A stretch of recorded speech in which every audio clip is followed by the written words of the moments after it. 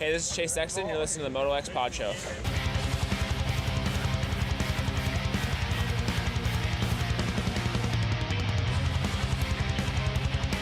What's up, guys? This is Jett Lawrence, and you're listening to the MotoX podcast.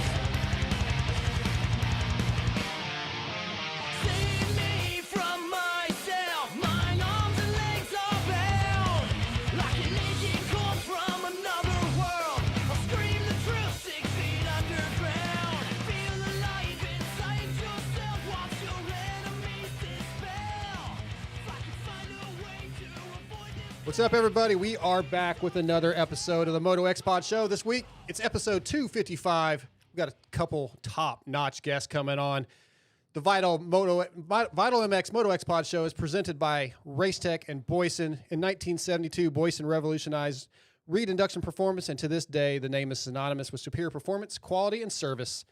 With the Boyson rad valve, maximum power can be achieved through air intake, acceleration, and distribution. We're excited to spotlight Boyson's Factory Racing Rider Support Program, a comprehensive support system for motocross and off-road riders. The program offers participants exclusive access to Boyson's products, yearly discounts, and the potential to become one of their new product development test riders. Boyson offers custom engine and performance modifications tailored to each rider's needs. Join the community of Boyson Factory Flyers. Take your performance to the next level with Boyson for 2023. Visit boyson.com to apply now. Once again, in studio with me, I've got my buddy Lewis Phillips in. What's going on, Lewis? What's up? Thank you, friend. I didn't realize we were friends. Yeah, of course. Why would we not be friends? Well, I feel good about that. Nervous this week? Or less nervous than last week? Way less nervous. Because we had a few fumbles last week. Yeah, we did, but we had some life lessons thanks to you and a movie you suggested, which we're going to get to some British humor talk, and we're going to get to that. But let me introduce our other guest. You're my friend, Lewis. This guy's my boss, Michael Lindsay. No, he's my friend, too. What's up, Michael? I'm both? Yeah, you're both. Well, I mean, solid. I think we were friends first. Now you're my boss. I mean, at the end of this, we may not be friends. You never know. Accurate. Big show tonight, Michael. You want to announce the guests? Well, I feel like one of the guests has a very befitting intro all of his own. Sexton. Yeah, you want me to go ahead and play that now? I was going to save it. What's this? Just hang tight. Is it? Can't stop! It didn't play. Is that? Oh, there's more? Ultimately, I've decided on the Sexton ship. Yep. And I am the Capitan. Yep. A 16-1 season is just fine too. 17-0 would have been great, but we are more than happy to sit here and accept 16-1. Do you want to know what CS stands for? Clearly superb. Clearly superior. It works in many ways. Clearly successful. Can't stop!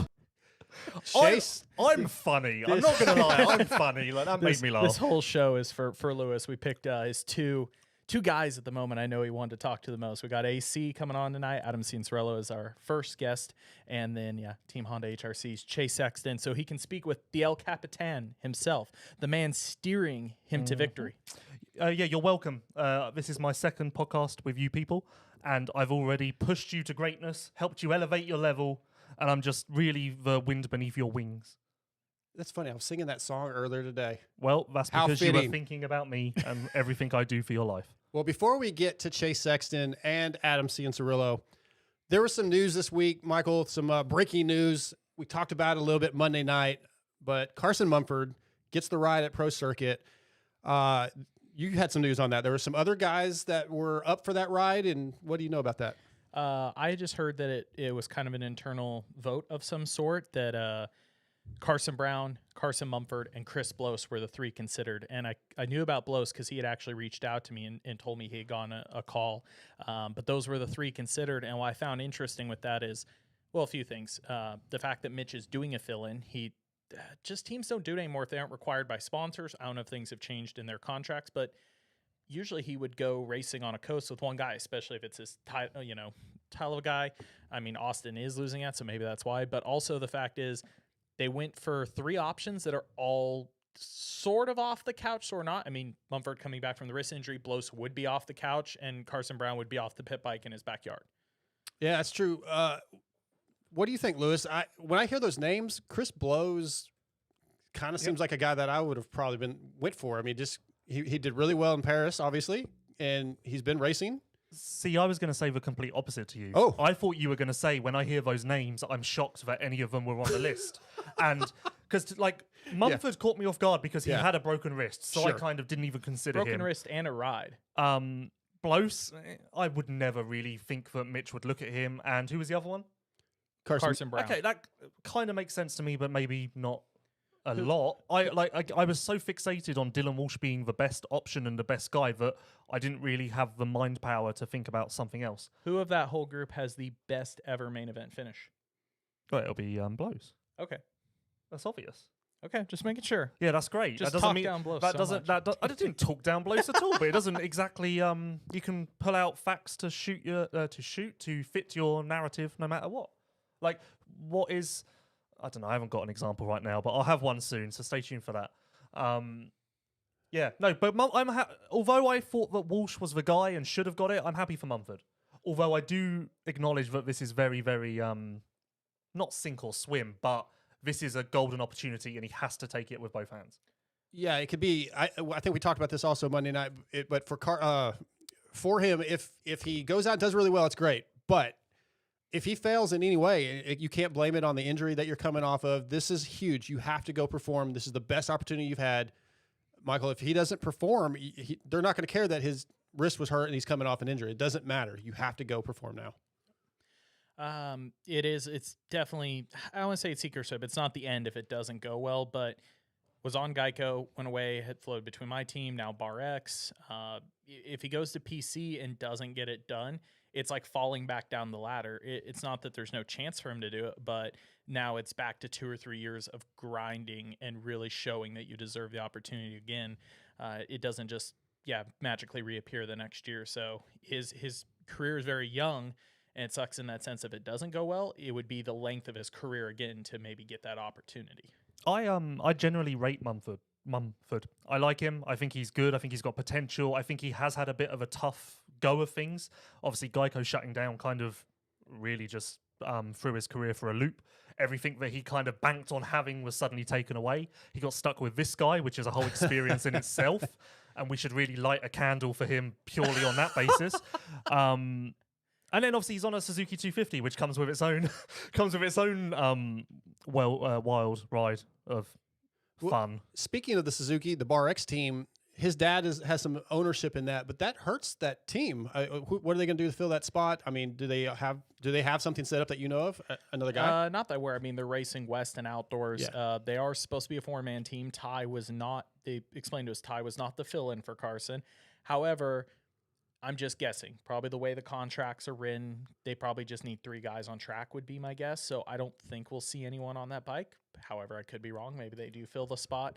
But it wouldn't shock me if they just keep going with Derek Drake, Ty Masterpool, and I'm drawing a blank.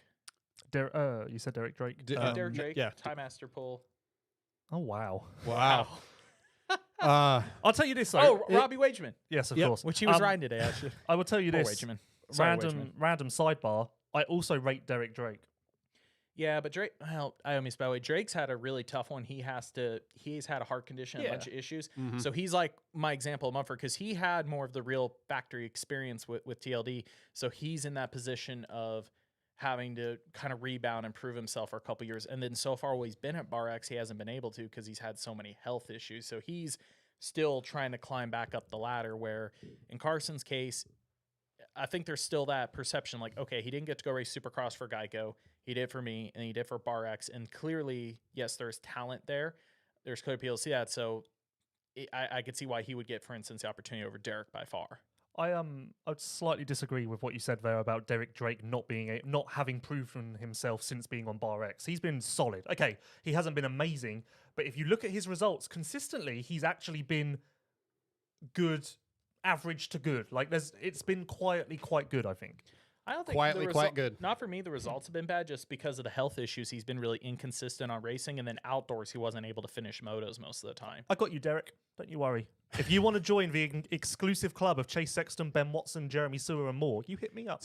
It's getting less and less Well, there's your exclusive outdoors. every week. We're not talking about outdoors, Michael. This is a Supercross show. Like, why don't you pull up his Yep, that's His amateur. I like that. Why don't you pull up like his that? results from bowling the other night? Just as relevant. Wow. Okay, let's stick with a guy on a Suzuki, but change teams. I want to know your opinions on Ken Roczen. and how important it is for him to do better, to not look like he's struggling. Like he has to, I feel like he can't have a weekend like he did at A1, Lewis. I just feel like he has to go out and look like he knows what he's doing. I honestly don't think it's important at all. Obviously, he wants good results, blah, blah, blah, but he's not going to get another ride with KTM HRC Cap. Like, he's not going to go back now to a elite factory team. He is on kind of the way out. It sounds harsh, but it's his age. Like, clearly he's on his way out. So I kind of feel like he's in the twilight years where there's nothing to lose, everything to gain. And if he can come out and look like himself, then that's great. But if he struggles, he's got I got shit for saying this. He's got a built-in excuse. And at the end of the day, who cares? He's had a great career. He's done what he's done. And what he does now isn't going to affect that. Although I would love to see him on the podium and winning, obviously. But Michael, for his mental health, if he comes out and struggles a couple more weekends in a row, he could just start shutting down and disappear again like last year. I don't know about that, because even he's in a place where he's talking about how surprised they're performed and that he wasn't expecting a race for the championship compared to Honda, where he is expected. To Lewis's point, whether you want to call it a built-in excuse or he's mentally there, I don't know if let's go to the bad end. Let's say he keeps floating around 5th to 8th for a couple rounds. I don't know if that affects him that bad. I think he's already mentally prepared for that. Yeah. I agree. Like, I get it. You don't want to see somebody like him running around there and you start to wonder, oh, is this going to hurt his confidence? I think quietly he's mentally strong enough in a sense. I shouldn't say mentally strong. He believes in himself. Like, having a few bad rounds is not going to change his perception of how well he can go race. He knows that if everything clicks, he can go right back to winning. So I don't see it bringing him down that way. Again, I just don't think you race at the level he has and then just start doubting yourself. He definitely doesn't seem to doubt himself. But I always wonder, when he's talked about the health issues over the last couple of years, it just seems like he's like when Cooper was beating him a couple of years ago, when Cooper won the championship, that mentally got in his head. At times, he seems he could be mentally weak. Lewis, no? Yeah, but okay, at times maybe he has seemed like that, but that's been in a very different situation where there's a lot on the line, where he's expected to do X. Now, you can guarantee that team were stoked with a 5th place. Yeah, because that's true. That's the best thing ever. Good point. And when you come back to the truck and you're surrounded by positive energy, like for instance, sat here now, I'm surrounded by very negative energy and I'm struggling. But in his case, going back to that truck, I'm sure they were stoked. If they weren't stoked, maybe they need to check themselves a little bit. That makes you go, okay, this is all right. I like this. I'm happy with this. So yeah, but that's also why I think this was the best move for him, because he has a comfort level there that he would not get anywhere else unless he rode a Beta or a Aprilia or something. Beta. Okay, good points. Let's change to a more positive vibe, and let's talk about Racetech, which is the world's largest aftermarket motorcycle suspension modification company with over 35 years of providing factory-level suspension to the everyday rider. Did you know what you can get the same great products, settings, and services that Racetech offers locally to you with a tuner you can drive to and likely see at your local racetracks? Racetech has a network of service centers around the globe who have access to the same parts and settings as Racetech's headquarters in Corona, California. Log on to racetech.com to find out the Racetech center closest to you. This week's featured Racetech service center is PDR Performance in Minnesota. My buddy Clay Olson does all the work on my bikes, killing it. Lewis, wouldn't you want your suspension done by the same guy that does dark side suspension? Christ. I'm throwing you a softball. I mean, you could have named anyone, I feel. But the name Dark Side's just thrown me off. But yes, no, I would love that. That would be amazing. It's great. PDR Performance. Visit racetech.com to find a service center near you. Oakland. Oakland was rescheduled for February 18th. I don't know if it's round 2 or round 6 at this point. Go ahead, Lewis. On the AMA results website, it says San Diego is round 2. Okay, and Oakland is round 6. But Felds. On the supercrosslive.com website, it says round 3. And I swear to God, if I'm sat in that San Diego stadium and I hear someone over the microphone go, "Hey, welcome to round 3," I will burn that place to the ground. Round 3. I will take round 3. I will take my match, and you'll burn it to the ground. Yep. I won't even give you a heads up. That is not legal in the United States of America, just so you know. Well, that's going to that would be considered terrorism. And you're a foreigner, so that would definitely be terrorism. That's not good, is it? No, it is not good. This does not bode well for you, my friend. This does not bode well for you. Yeah, that's not good. What do you guys think, though? That was technically the first weekend off for the series. Still somewhat early in the series, but do you think that's going to affect teams? I know, Michael, you have the thought of the logistics for the teams having the travel, but just riders in general, Lewis, any effect on them? I think the biggest effect this has is it kind of throws the 250 West schedule into disarray. Like that now long break. Okay, they've still got a bit of a break from Oakland to whatever the next round is, but that's still like that disrupts plans for them. 450s, it doesn't make a difference. But I'll tell you what, controversial opinion, I would have rather them just cancel Oakland completely and just stick to what the schedule was going to be. Because just be 16-round championship? Okay, that sounds shit. I don't like that. I thought it was. You didn't just get that hate far? Oakland? What? Sorry? Do you just hate Oakland? No, I like Oakland, but I don't know why. I just feel like I don't like the whole now we're changing things. But you know what? A 16-round championship would have been terrible as well. So maybe I'm just never happy. Never. You're just always going to I haven't seen it yet, other than when he's at Chipotle. Just grinding for To greatness. his point, the West Coast guys have the weirdest schedule this year. They usually go from their normal, let's race. This year was already going to be different with a shorter entry to West. Normally it's 6 rounds. Then they get a break. Then they race like twice, a shootout, and then to the end or something. Where now we're only doing 3 races, then a couple weekends off, then a race, then a shootout, then some races off, then another. It's for those guys, especially 250 West. It's kind of been a little bit of an advantage for those guys where they get to test outdoors because they're like, oh, we're not racing for almost 2 months or something like that. Not quite that long recently, but they can separate their schedules where now those guys are going to have to stay a little more sharp on Supercross. They won't be able to maybe split their time up as much. Yeah, because after Oakland, the next West round is Seattle on, what date is that? March the 25th. So February the 18th to March the 25th. That isn't much time to do outdoor testing and the things that they would normally do in that break. Because from March the 25th, they are then pretty flat out with I think it's higher than that because the round after Oakland's an East-West shootout, if I remember right. Arlington is an Dallas. East-West. Arlington is East-West. No, it's not. It's no, it's a Triple Crown. I know that. Yeah, Triple both Crown? of the East-West shootouts are both really late this year. Yeah. Okay, are they? I think it's East Rutherford and the last round. You are correct. Yep. Yep, I am correct. You're always correct. Oh boy, here we go. Yep. Just giving him ammunition one day at a time. One day at a time. We're going to have a 250 East discussion here in a second, but first I want to tell you about W Wheels, Lewis. Once we get you back on a motorcycle, your motorcycle needs to have WUSA wheels just for safety and for performance. And quality. W is your source for all things wheels. If you're looking for a complete set of wheels for your bike, we have something for every budget. If you want to use the same wheels used by Eli Tomac, Cooper Webb, Malcolm Stewart, Christian Craig, Chad Reed, and Jeremy McGrath, just to name a few, we have what you need. We have the exclusive W Edge wheel set starting at $799. As the exclusive importer of Hahn, Kite, and Talon hubs, as well as Excel and DID rims, we can build your dream wheels. If you're looking to just freshen up your stock wheels, we can help with that too. Give us a call or check out our website, www.wusa.com, or follow us on Instagram to see some of the latest and coolest builds we have done. Make sure you mention MotoXPod Show to get a discount on your order. Lewis, I'm going to let you start off this 250 East discussion. What are your thoughts? Who are the favorites? Who are going to underperform? I think it's going to be the Hunter Joe Shimoda show. Okay. I think that's quite a universal opinion. I don't think anyone disagrees with that. I feel like I want to argue that. Okay, off you But go. I'm going to let you go first. Well, I'm going to just explain to that why. point, I'd just like to comment that someone in the YouTube chat says, is it just me or does anyone else get the feeling that Lewis doesn't like Jamie? And I'd like to confirm that I hate your guts. And I feel that way also. So not about I'm you, seeing but a about trend that everyone he's on screen with, people just think we hate him or he hates us. But I did notice it. We were on Pulp this week, obviously, and I noticed that a lot of people said, is it me or does Alden Baker sound cocky? And a lot of people said, I think it's just the accent. So maybe I just generally sound like I hate everyone. Well, you're sarcastic. And we've talked about you love being sarcastic. So for our listeners, you know what? Let's just roll with, you hate me. That's better for the show. Back to the East Coast. I believe that it will be the Hunter Lawrence Joe Shimoda show. I think that Hunter Lawrence will win. That would be my pick for the favorite. If you want a sleeper, Max Anstey will be very good, and especially on that coast with those conditions and those tracks, he will be on the podium a lot. He will win main event/main events, and get ready for that.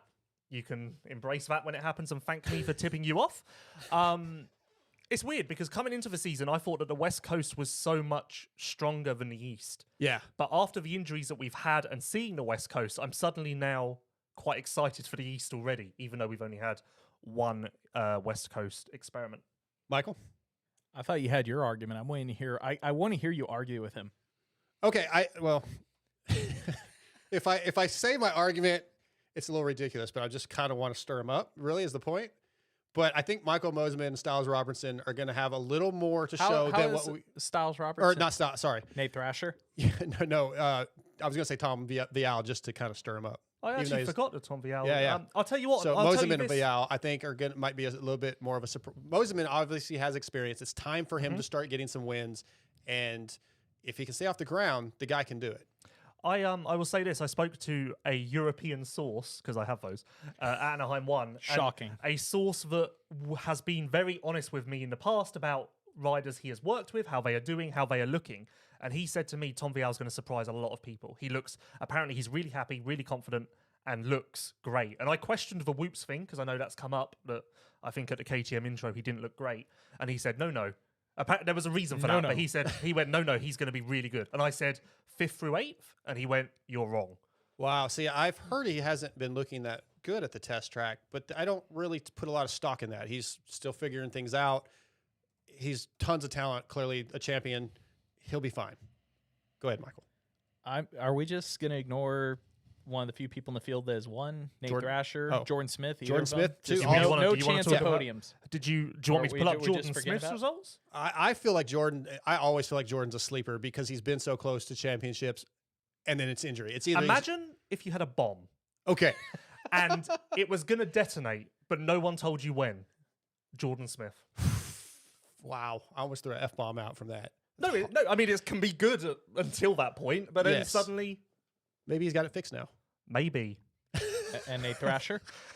I don't really have anything to say about Nate Thrasher other than he'll be average, yes, and he'll be average, and then suddenly good, and then average again. And he probably does need to sort himself out because going back to last week, he is probably a rider who will benefit from the fact that there isn't a lot of talent coming through, because otherwise I feel like he would be in grave danger of losing his ride. Okay, I got one more for you here for comparison. Are you just going to throw stuff at me? Yeah, I am, because this is fun. Who's going to do better, Max Anstey or Jeremy Martin? You know what? No, I can't say this because everyone thinks that I'm being biased and I love British people when I hate them too. Just like me. Max will be very good. Max will be very good. I know a lot that's going on there, and I think he will be very good. I think he would have been very good on the West Coast, but the fact that the East Coast is slightly easier, I think. Although more we talk, I think maybe that's now deeper. It looks that way because we're also. I mean, Vince Freeze. If I don't know when he's going to race, we know he's not doing that. He's not doing that at all. No, he's walking around with a boot still on his leg. I didn't know how long he'd be before he was. He has injured his Achilles. Yes. Oh, yes. Wow. Yes. Right. Okay. You won't see him. He'll start because now that Braden is not on the team, he will. Well, okay, I may have just put my foot in my mouth. We may see him by the end of Supercross, but it would not be on a 250. He's going to be racing a 450 in World Supercross. Him and Cole Seeley both will be. So when we see Vince come back, he'll probably start riding a 450 to prepare for World. Lewis, nothing that you. What do you think Jeremy Martin's top out is? I think he can win a main. Yeah. Do I see him as a title contender? Probably not. But then as I say that, I kind of think to myself, well, maybe, why don't I? And I don't actually have a reason. Maybe just past results and going off of what we've seen for years. To be honest, I didn't even consider him like as an East Coast rider. So he's definitely coming in under the radar, and that probably means he'll surprise everyone. Right, yeah. And the upside will be huge. So if I say that Shimoda and Hunter are the guys, would I be surprised if Martin was third in points? No, not really. I actually do agree with you. Hunter and Joe are the most likely top two guys. I'm going to go with Joe for the championship personally before I've seen anything. You've been, Michael, to club a couple times recently. You're tight with some of those guys. How is Jeremy looking from what you've heard? I've heard struggling with whoops quite a bit. I will say, so on the Jeremy Martin thing, something I was thinking about before, I really thought going into this that it was a very risky move for a club to hire him. But the closer we get to the season, the more I talk to people, like you hear even Lewis, like kind of almost forgetting about him.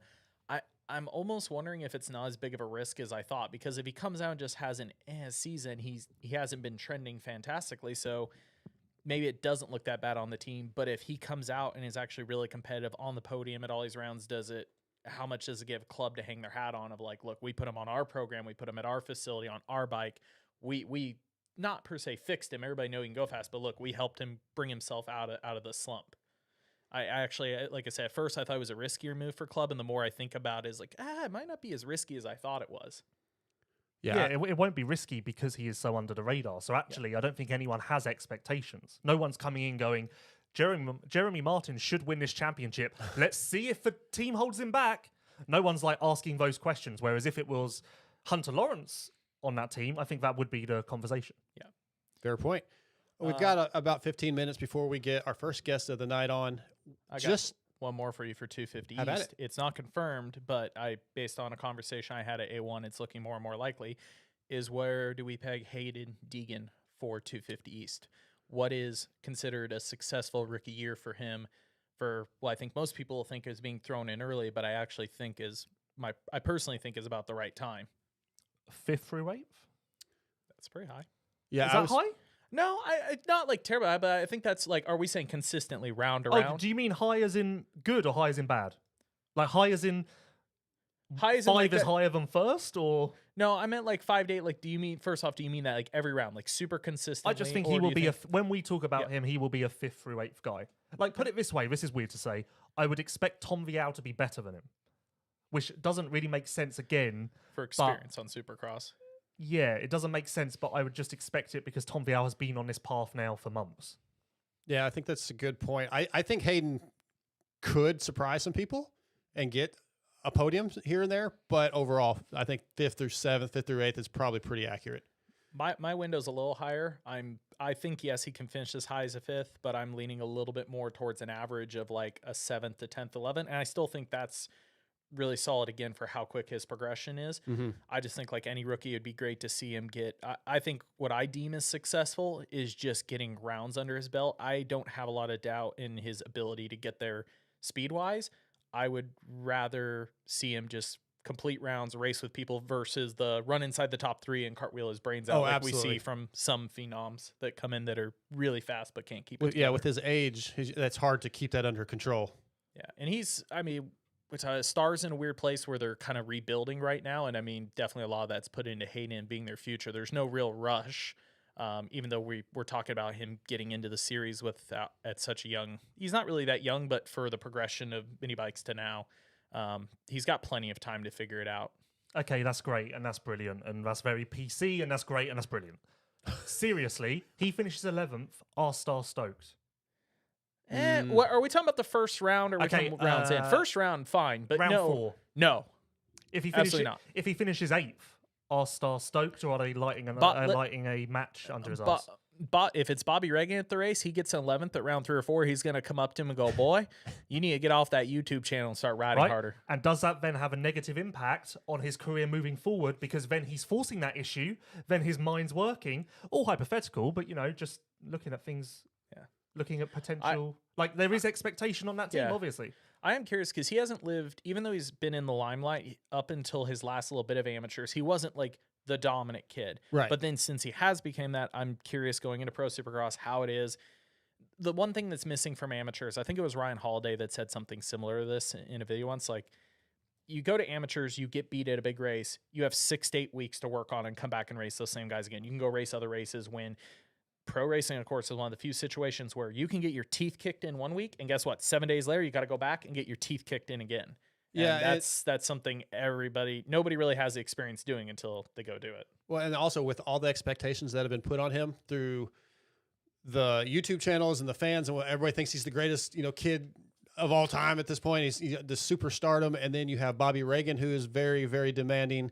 If he goes out and doesn't perform, a kid that age, it could really hurt their self-esteem. It could start breaking them mentally, and then maybe he doesn't perform at all season, and who knows where that's kind of what you were saying, Lewis, I think is. Yeah, and actually, to your point, remove the star expectations, the YouTube expectations. If he is coming in and he is thinking to himself, I think I can do this. Yeah.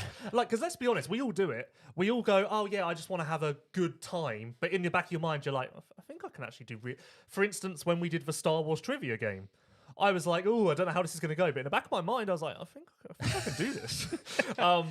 Like, if he has got it in the back of his mind that it would be cool if I went out and won my first main, then that can have a negative impact that kind of rolls downhill fast. Like, all many different things to look at and dive into with a mental Lewis Phillips for Shrink. The Shrink Show. Well, Speaking. Oh, go ahead. I was going to say, I got one more star related thing. It's a little bit beyond 250s. If we're talking about laying down, whether it's predictions or getting on PC here, amongst their entire team, who is the most likely to not? Because we talked about Bobby being gnarly and the team being pretty full at this point, and with Deegan coming in and maybe Bennick, who is the most likely person to lose their ride at start at the end of the year?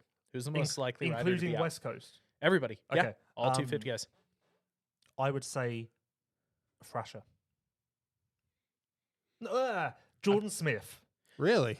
Jordan Smith is just a placeholder. He's not there for long term, is he? He's just there because it works. As far as I'm here, I feel like, he's on the absolute, like, either get it done or get off the pot. Yeah, I don't think Jordan Smith is there because, we like this guy and in 3 years' time, he'll be on the team and doing great. He's there because we needed to fill a spot with someone who has potential that works for this year. Well, again, I said the reason he got hired is very simple. They are in a rebuilding year. It is a gamble, and I understand, depending on how you feel with Jordan, it's either this is the craziest idea ever. Some people are a little more like, maybe it'll finally work. But last year they were in a position where, okay, we need somebody who is at least raced for a championship or at least has some minor statistical chance of this happening. And Jordan, of the people available, was pretty much it. At least he's raced to a championship. I'm not saying it made it a great reason, but he's gone down to the wire in a championship. No, he is. I think he was the best option for Star this year at this point. Is if you go into their office and look through their papers, is he down as a plan for 2025? Absolutely not. Is he down for 2024? Probably not. He is a placeholder.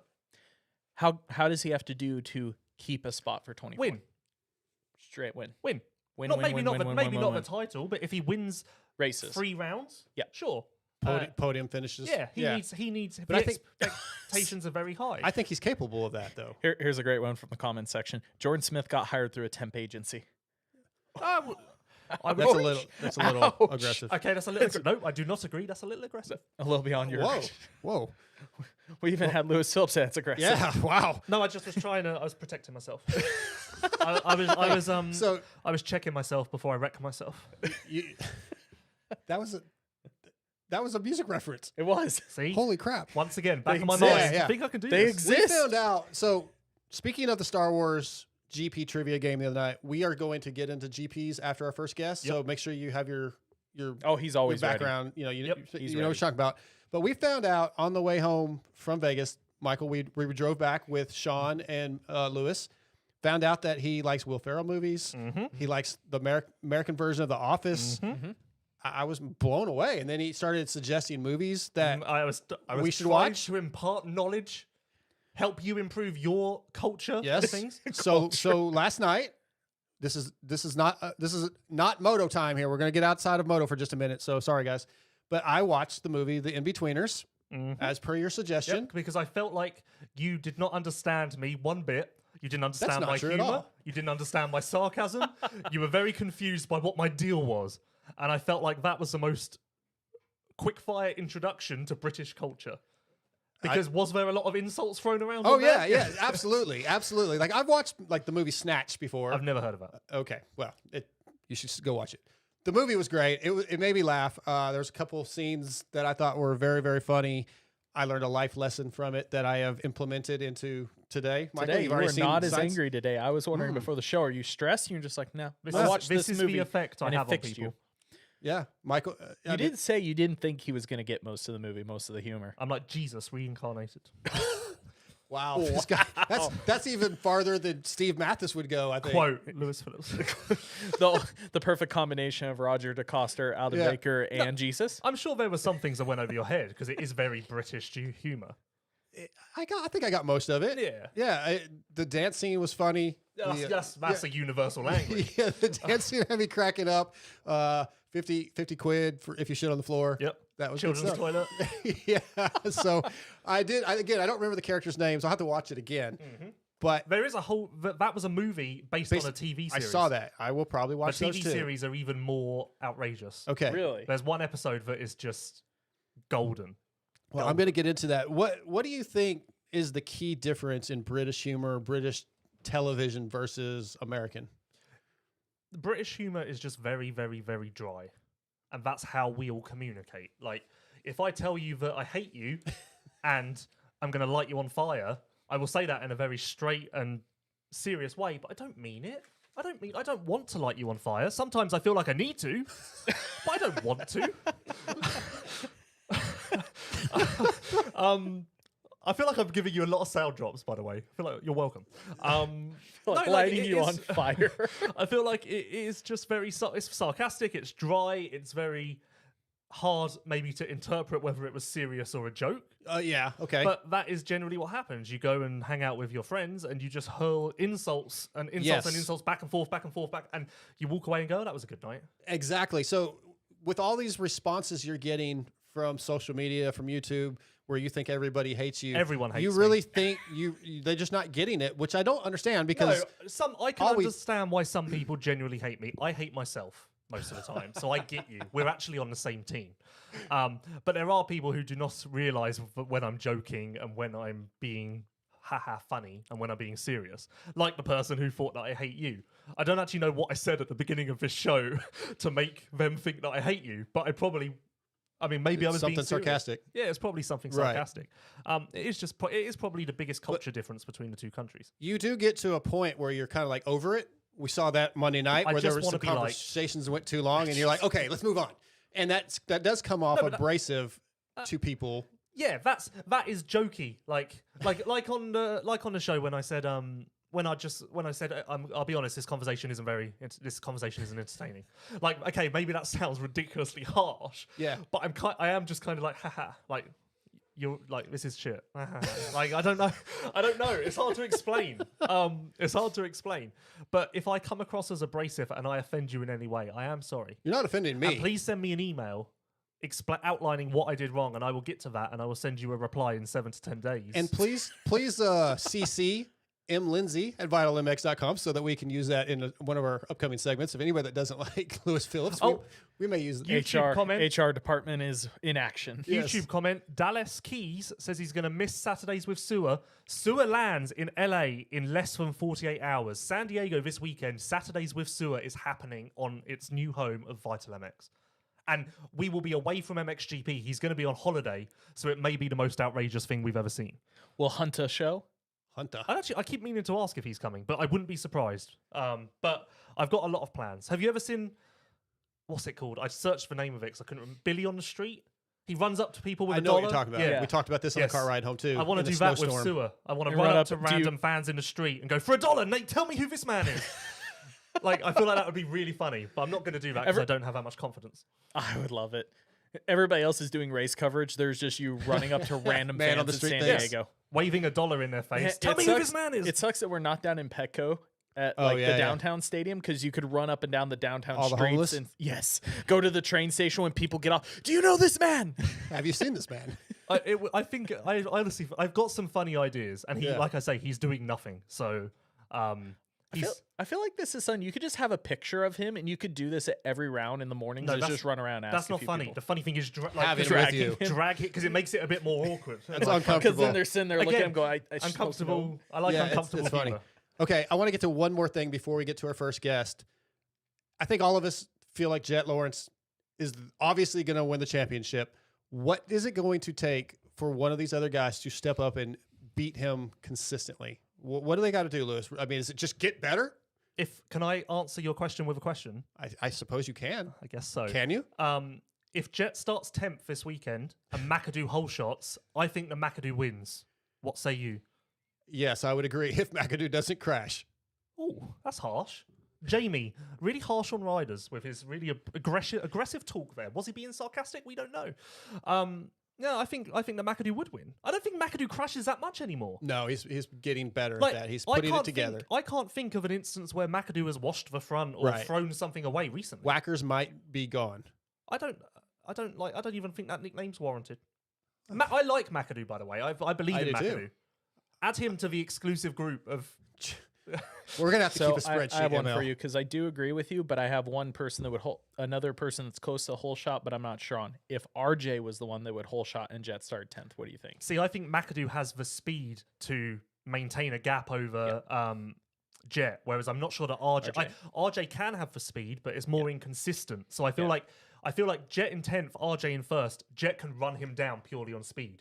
McAdoo in first, Jett in 10th. I think McAdoo can hang a pace that means that Jett really can't get that close. I rate McAdoo. I do. ML, what are you looking forward to most come San Diego?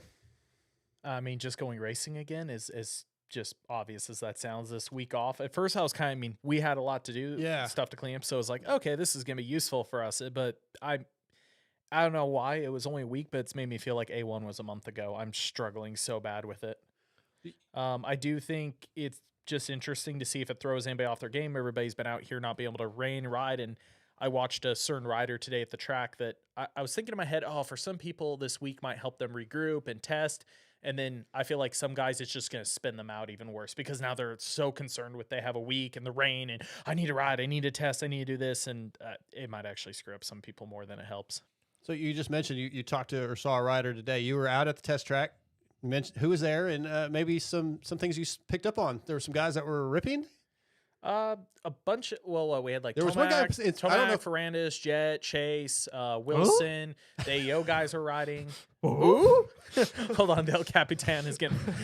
My guy was there. His tail started to wag. If you look, he's got one over there. Now Jett was really impressive. It's a track that it's fairly tight. It's very rutted. Watching the 450 guys struggle with how hooked the corners were, how much the 450s would yank every direction, come out of the corner, except for the way they wanted to go. And Jett was just insanely solid. A lot of us were laughing. There's it's a single kind of over a start straight onto a very small table that's an off, and then you're threeing on to another table. It's insanely sketchy. And the first off, the takeoff on top of it is like, it's like 6 inches tall. It's something you would never want to seat bounce in your life because you're just picturing you'd go over the bars. A couple of us are standing there. Jett spins a little, jumps onto the first table and seats off it and threes on next. And I think everybody in the group I was standing next to, their jaws hit the floor. Because A, I think we were mind blown he tried it. 2, I think we were all shocked they didn't instantly endo his brains out. Lewis, you didn't go out there today? You too busy to go? Some of us have to work. It might shock you, I know, but there is work to be done. Not all of us just get to drive around and have our jaws fall to the floor. Being the boss is freaking nice. I'm not sure about that. It is in my position. Speaking as the boss, I'm not sure that my position is that great, to be honest. Speaking as the boss? Yes, I just took over. Lewis Phillips is the new boss. Okay, Troy Dog, CEO. You watch out. You watch your back. When you least expect it. Oh, he's coming. So as I'm working on getting our first guest of the night on, Lewis, what are your high points on Adam Cianciarulo? What do you see in him? Why do you like him? I was thinking this. At A1 Press Day, we spoke to AC, as did everyone in the world, and asked him about his mindset. I felt bad because I felt like he got asked that a million times.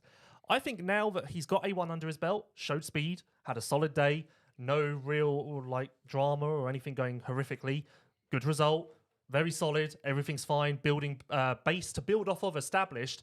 I don't think we need to talk about that anymore because he is now a racer again and he has something in his back pocket to take forward.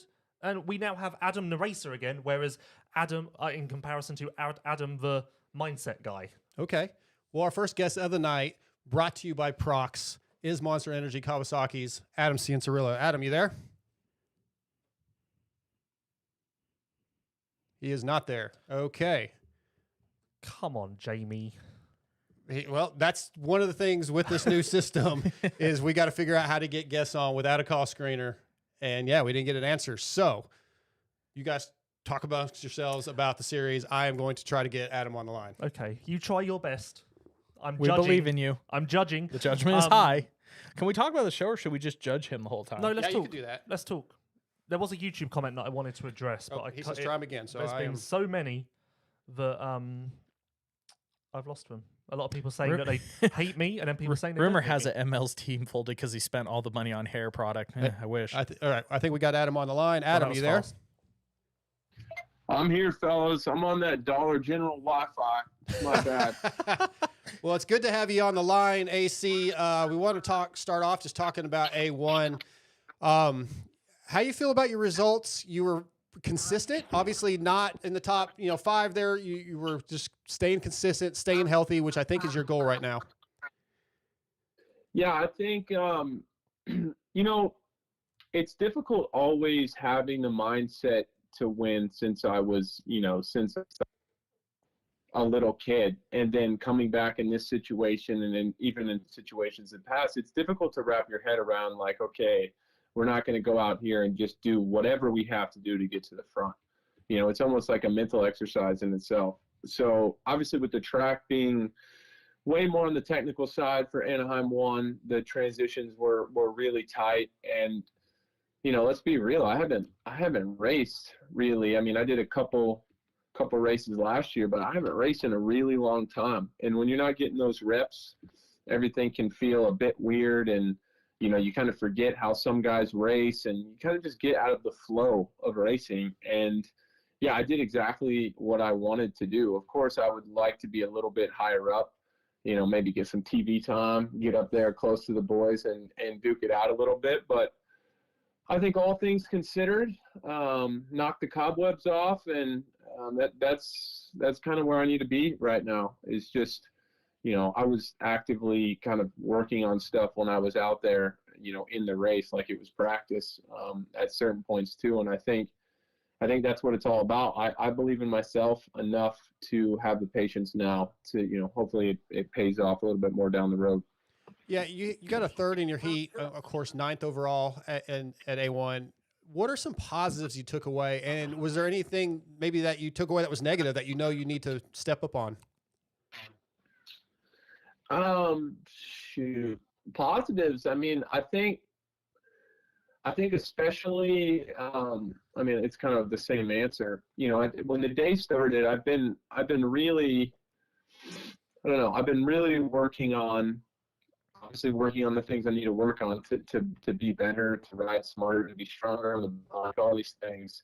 And you can do all those things perfect every day at the practice track, but when you go to the race, it's just different. There's a lot of excitement, and I got real excited early in practice. I think I had a little crash in the whoops and just a couple front end tucks, and I was really just super stoked to be out there. And you can kind of, I know it sounds crazy from somebody that's, not down there and riding and doing it, but you have to be very mentally disciplined to get into the kind of a new environment for me, because it's been a while, and still kind of mentally go to the same place you are at the practice track and fall back on the things that you're working on, instead of just going, pedal to the metal and, trying to do everything you can. So I think I was super stoked that I was able to kind of turn it around, because I felt pretty terrible at first. And I think my heat race was solid from my perspective. And then in the main, I had to tip over early and just logged my laps and did what I wanted to do. So I think it's just being mentally disciplined and being focused on my process. That's going to be, each weekend, whether it's, if it's successful, that's me being disciplined on my process and what I needed to do. It's not necessarily a result at the moment. Okay. We've got quite a bit more to get into with you on A1, but when we saw you on press day, myself and Lewis Phillips walked up to you. You said you knew who he was. He feels like you don't. So before I throw it over to him, what are your thoughts of Lewis Phillips, and how do you know who Lewis Phillips is? He doesn't know who I am. Well, Lewis, I mean, he's got a very familiar face, man, really friendly face. But that's never been said in the history of anything. I'm really not sure how I know Lewis. I've just seen him around. I've seen some of his articles and stuff. Wherever he used to work before Lewis, I'm not quite sure. Was it Moto Online? No, MX Vice. MX Vice. Okay, well, I was close. Yeah, that's close enough. Anyway, I've been a fan of Lewis. I feel like Lewis puts in a lot of, like he's got a bit of a different perspective. Yep. Than the normal moto media journalism, and I can appreciate that. I see that he's really into the sport and really tries hard. So always down to talk to Lewis. That's my guy. That's your good. That's my guy. There you go. Have at it, Lewis. Building off of what we talked about on press day, like after Anaheim 1, do you feel that you judged yourself too harshly, or do you think that you kept quite a level head after? Because obviously it was a good day. I'm sure you did have some negatives that you picked up on, but do you feel like you judged yourself fairly? Yes. I definitely feel that is still a work in progress. It's just like how you talk to yourself in general. Like even in my everyday life, it's just I've always been a bit harsh with myself, a bit, I haven't had much patience. That hasn't been, obviously it's clear to see for anybody that follows the sport, but so that's what I've really worked on, is being patient with myself. I know this is a bit of a soft term to say in motocross, but just kind of being more kind to myself and being patient.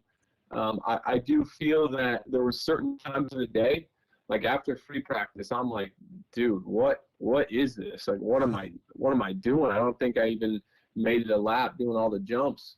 But I think a testament to my growth is, getting better throughout the day. I think in the past, it's easy for me to, whatever way the day starts to snowball, that's normally the way it goes. And for me to kind of I feel much more level-headed. I feel much more present in the moment. I think that's only something like kind of experience can give you. I'm curious, all the stuff you talk about working on, is this all just from self-reflection? Is this stuff that Nick's helped you with? Are you the kind of guy that's up late watching YouTube videos and reading articles, or is there somebody else that's kind of helped you through all this? Of course, Nick he's been my guide since 2018. It's like I'm closer to him than I am anybody else, really. My family lives in Florida and I'm out here. I just bought a little townhome, like basically right by his house, just so I could be with him. We could be training, and I don't want any distractions. I don't want to get too comfortable, and I just kind of want to be under his wing here and have somebody. I think for me the biggest thing is having somebody that is going to tell me the truth. Somebody that's going to give me the truth all the time. And has my best interest at heart. And that's very hard to find. That's very hard to find with somebody that, is kind of on your payroll. It's difficult. And he is just a genuinely good human being. And he's what he does. And I think a lot of the things that I've worked on mentally, that's self-reflection. That's just me growing up. And, in the most basic terms I can put it, that's just me growing up and dealing with the things that everybody deals with as they get older, while kind of juggling this amazing career that I have. And as far as on the bike, Nick is the driving force behind that side. But of course, I'm a student of the sport. I never stop watching races and, studying guys, and I know what I need to do. Like I could write out everything I need to do right now to get to the top. And I don't think there would be a lot of people that saw it and that would argue it. I know exactly what I need to do, but it's just about executing. I got to be about it. Yeah. Hey, Adam, I just saw your text. I'm going to call you back on FaceTime so we can try to get a little bit better signal, if that's okay with you. Absolutely. Sorry about that. No, don't be. Give me 1 minute. Okay. Lewis, what do you think so far? How's it going? Oh, what a great guy. Just honestly, what a great guy. We need more humans like AC in the world, and I should aspire to be more like AC. I can't argue with that. Even back from all this amateur stuff, like the way he's interviewed, the stuff he talks about, even from the time he was 13, 14, 15, he is just so interesting to talk to. I actually don't joke. It is true. You can actually take some things from what he's saying and you can apply them to your daily life. I think we all should learn from this. So if you listen to AC and watch the In-Betweeners, it'll solve most of your life problems. Yeah, pretty much. And me. Listen to me too. Yeah. He ran. Adam, you there? No, it didn't answer. It Oh, ended. fantastic. Do you not know how phones work? I don't use FaceTime audio all that often, so do I not know how phones work? No, I don't know how phones work. Okay, well, I this can't is believe going well. you sent him away. He was here. You literally sent him away. I didn't even get a chance Lewis to talk is going to about leave now. segment He's going to times. storm out of the building. Swear to God, if you treat... Wait, you're trying to FaceTime him from in here? Yeah. Yeah. You don't think that's going to work? No. Well, If you treat Chase like this as well, I swear to God, we're going to have issues. somebody's asking, I hope Cody Schock has a ride for 2023. Yes, he does. Reading the comments. Well, do you want to enlighten that person as to where his ride is? I thought they would have seen it on all the homepage coverage on Vital. I went and literally did a video shoot with the team. He's riding for Phoenix. Oh, Hey, Adam. Hello. Hey, that sounds He's better. back. Yeah, that sounds quite a bit better. We're back. Yeah, we're back. ML, were you done with your question? I can't remember why. Can I talk? I've got something to say. Go ahead. Oh, this is going so long. Go ahead, Lewis. Just give it to me. It's fine. Yep. Passing the torch. Are you aware of your segment times from the 450 main? And if you are, or if you're not, do you care? I did see that we have a big team group text and that got sent one of the days following the race. Yeah, it was cool. It's encouraging. I mean, I think I'm not super stressing that I can go that fast. It's about how I'm going that fast. It's about how in control I am of the speed. So it's not like I saw that and I was super surprised. I mean, I think it's an encouraging sign, and obviously they do not pay points for segment time, so it's not something I'm high-fiving people about. But always, when I'm kind of in this rebuilding stage, to have something like that, anything to kind of get the momentum rolling and you latch on to things like that gives you some confidence. And it was cool. Having the fastest segment time is cool, but being half a second quicker than anyone in segment 1 is mind-blowing. Like, even if you are at your very, very, very highest level, no one really does that. All I can put it down to is you were jumping the whoops better than most laps, but do you know anything that you were doing on that first part of the track that maybe made you half a second quicker than anyone else, which is mental? To be real with you, I was thinking that something happened with my transponder, because I definitely had a few passes where I crushed that segment. I felt real good about it, but to be a half second, I mean, that's a lot of time.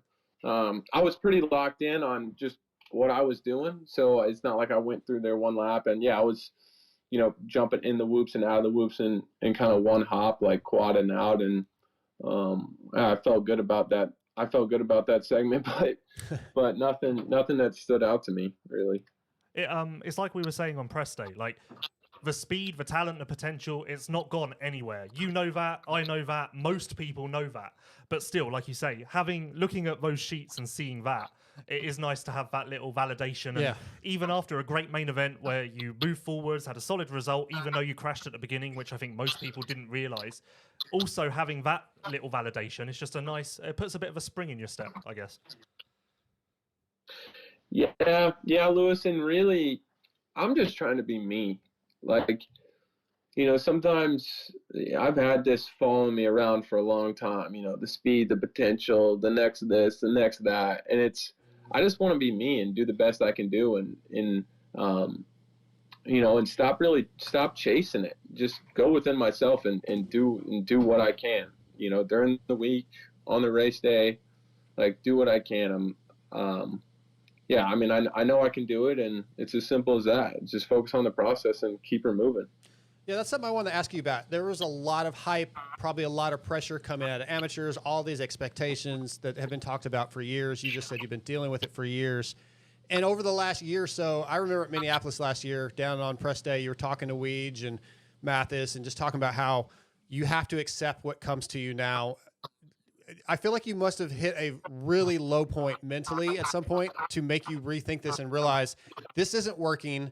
I have to find the positives in what I'm doing and take some of that pressure off. Well, yeah, it's a difficult subject to touch on, especially with our fans in the sport, because anytime anybody talks about this kind of stuff, it can come across soft, but it's just the way that it is, whether we talk about it or not. Think about it. I was the golden child, basically, from the time, in the eyes of the dirt bike world, from the time I was 5 or 6 years old. It was always the next Ricky. Like, an article came out when I was maybe 9 or 10 years old, like, is he the next Ricky Carmichael?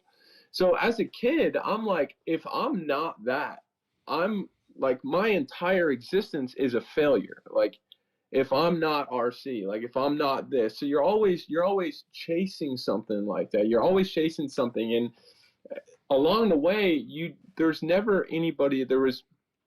I never established any type of value of myself as a human being beyond the dirt bike. I mean, it was all I did. It was all I wanted to do. Obviously, I was very determined, and I had a lot of good times. But then you start to get to these tough spots in your career, which, listen, I'm real proud of what I've accomplished so far. Being a national champion, even stuff like having a single-digit number, and winning races inside and out. And I've done a lot of really cool things, made a lot of money racing dirt bikes. I think a lot of people wish they were in my spot. But you go through some hard times, and then like the value thing comes up to bite you in the ass. When you're not doing good and you're not performing, all of a sudden, it's like obviously you're feeling bad about yourself as a person. Like, this is it. This is all you have to offer, because this has been my whole life, and there's nothing else. And when we say, it's easy from a fan perspective to not see that, because it's one big game. It's entertainment, but this is our lives. Like, this is, it's personal for us. And that's what I've kind of been talking about reflecting and kind of growing in that area, is establishing that, listen, I have a lot to offer. I have a lot to offer to this world without this dirt bike still.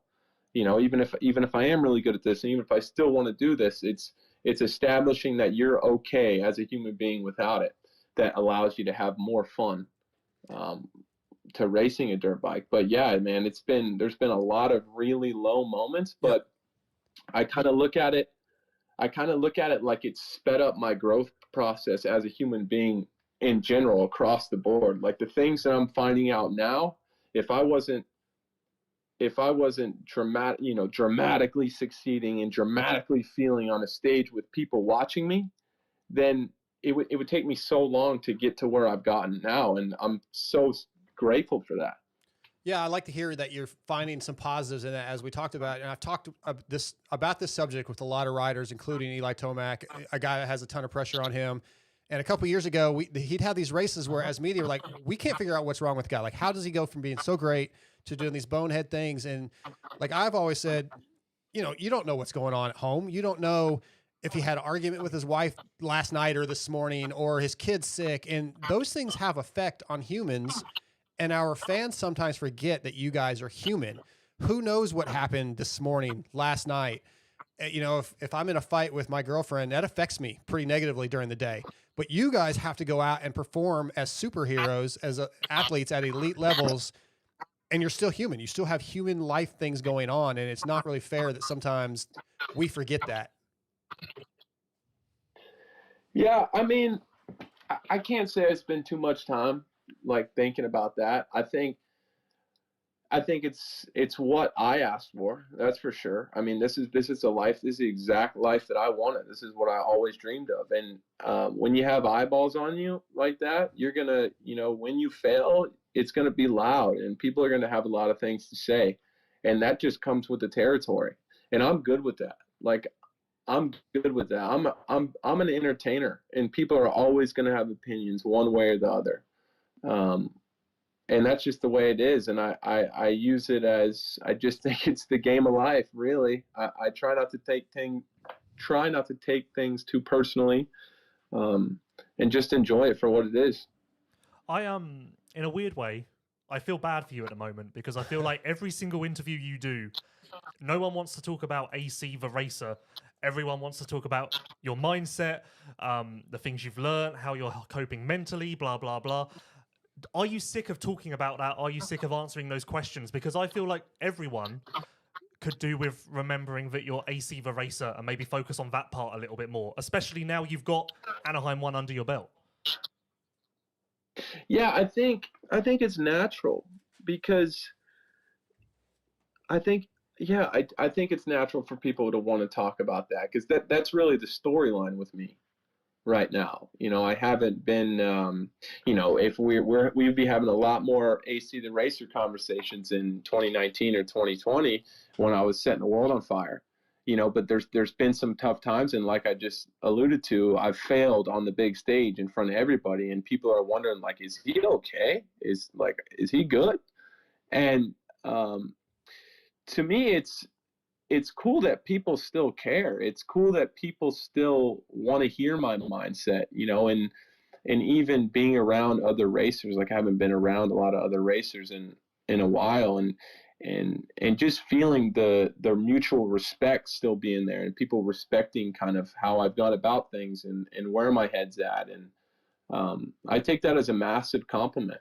And the way I look at it is I've had a great career so far. I mean, it obviously hasn't been perfect. There's been a lot of low moments, a lot of things I could have done better, but I look around at the things that I look at the things that I've achieved. I look at where I'm at, my relationships within the sport, and all my experiences. And I truly feel grateful. Like I feel grateful, and I feel like I'm in a perfect spot to really capitalize these next few years as well. I was curious on where you said that you were, thankful that people ask about you and that kind of stuff in that sense. When those conversations come up all the time, I personally, like probably a lot of your fans and other even racers and media, respect, how you carry yourself, your perspective on all that. Do you ever have fans come up and like kind of ask your advice, or do you get DMs like that and stuff? Because again, I could just listening to you, I know it's very entertaining, but do you actually have people come up and try to kind of get your input?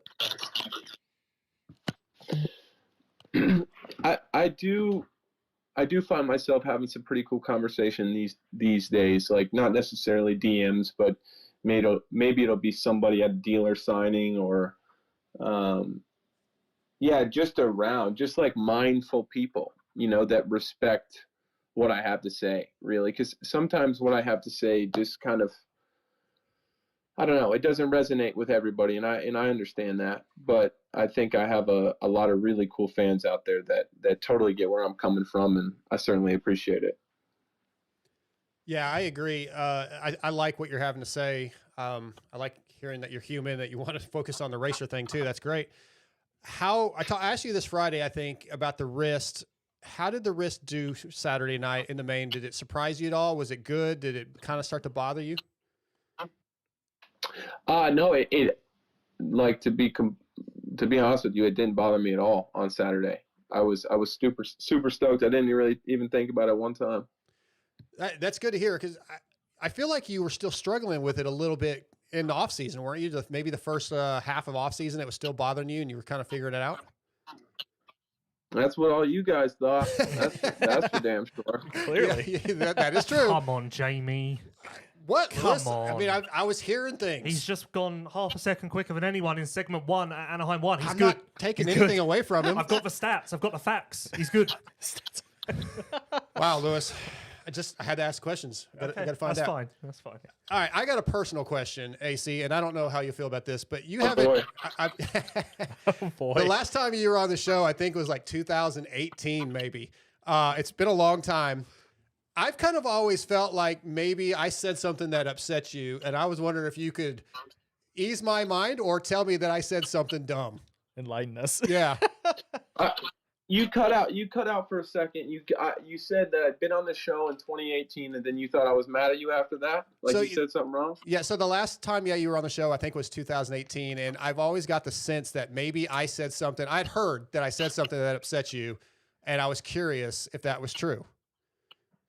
Yeah, I think, no is the short answer. Okay. But in general, I think you can pretty much ask anybody. There's been a lot of words written about me in the last 10 years in regards to this sport, negative and positive. And I respect, like, good journalism. The only thing I don't like is stating, like, when you state speculation as fact. To me, that extreme hot take, like ESPN type stuff that everybody's kind of going towards now, like media, sports media in general, I do not respect that. But as far as just pure speculation and stating how you feel about something, as long as it's not coming across as fact, I'm good with it, man. Whether it's, if I'm doing shitty on the weekends and you say I'm doing shitty, I'm not going to be like, oh, Dark Side sucks.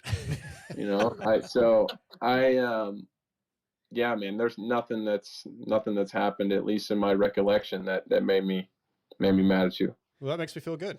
I'm glad we're all here to stroke your ego. Just stroking one guess at a time.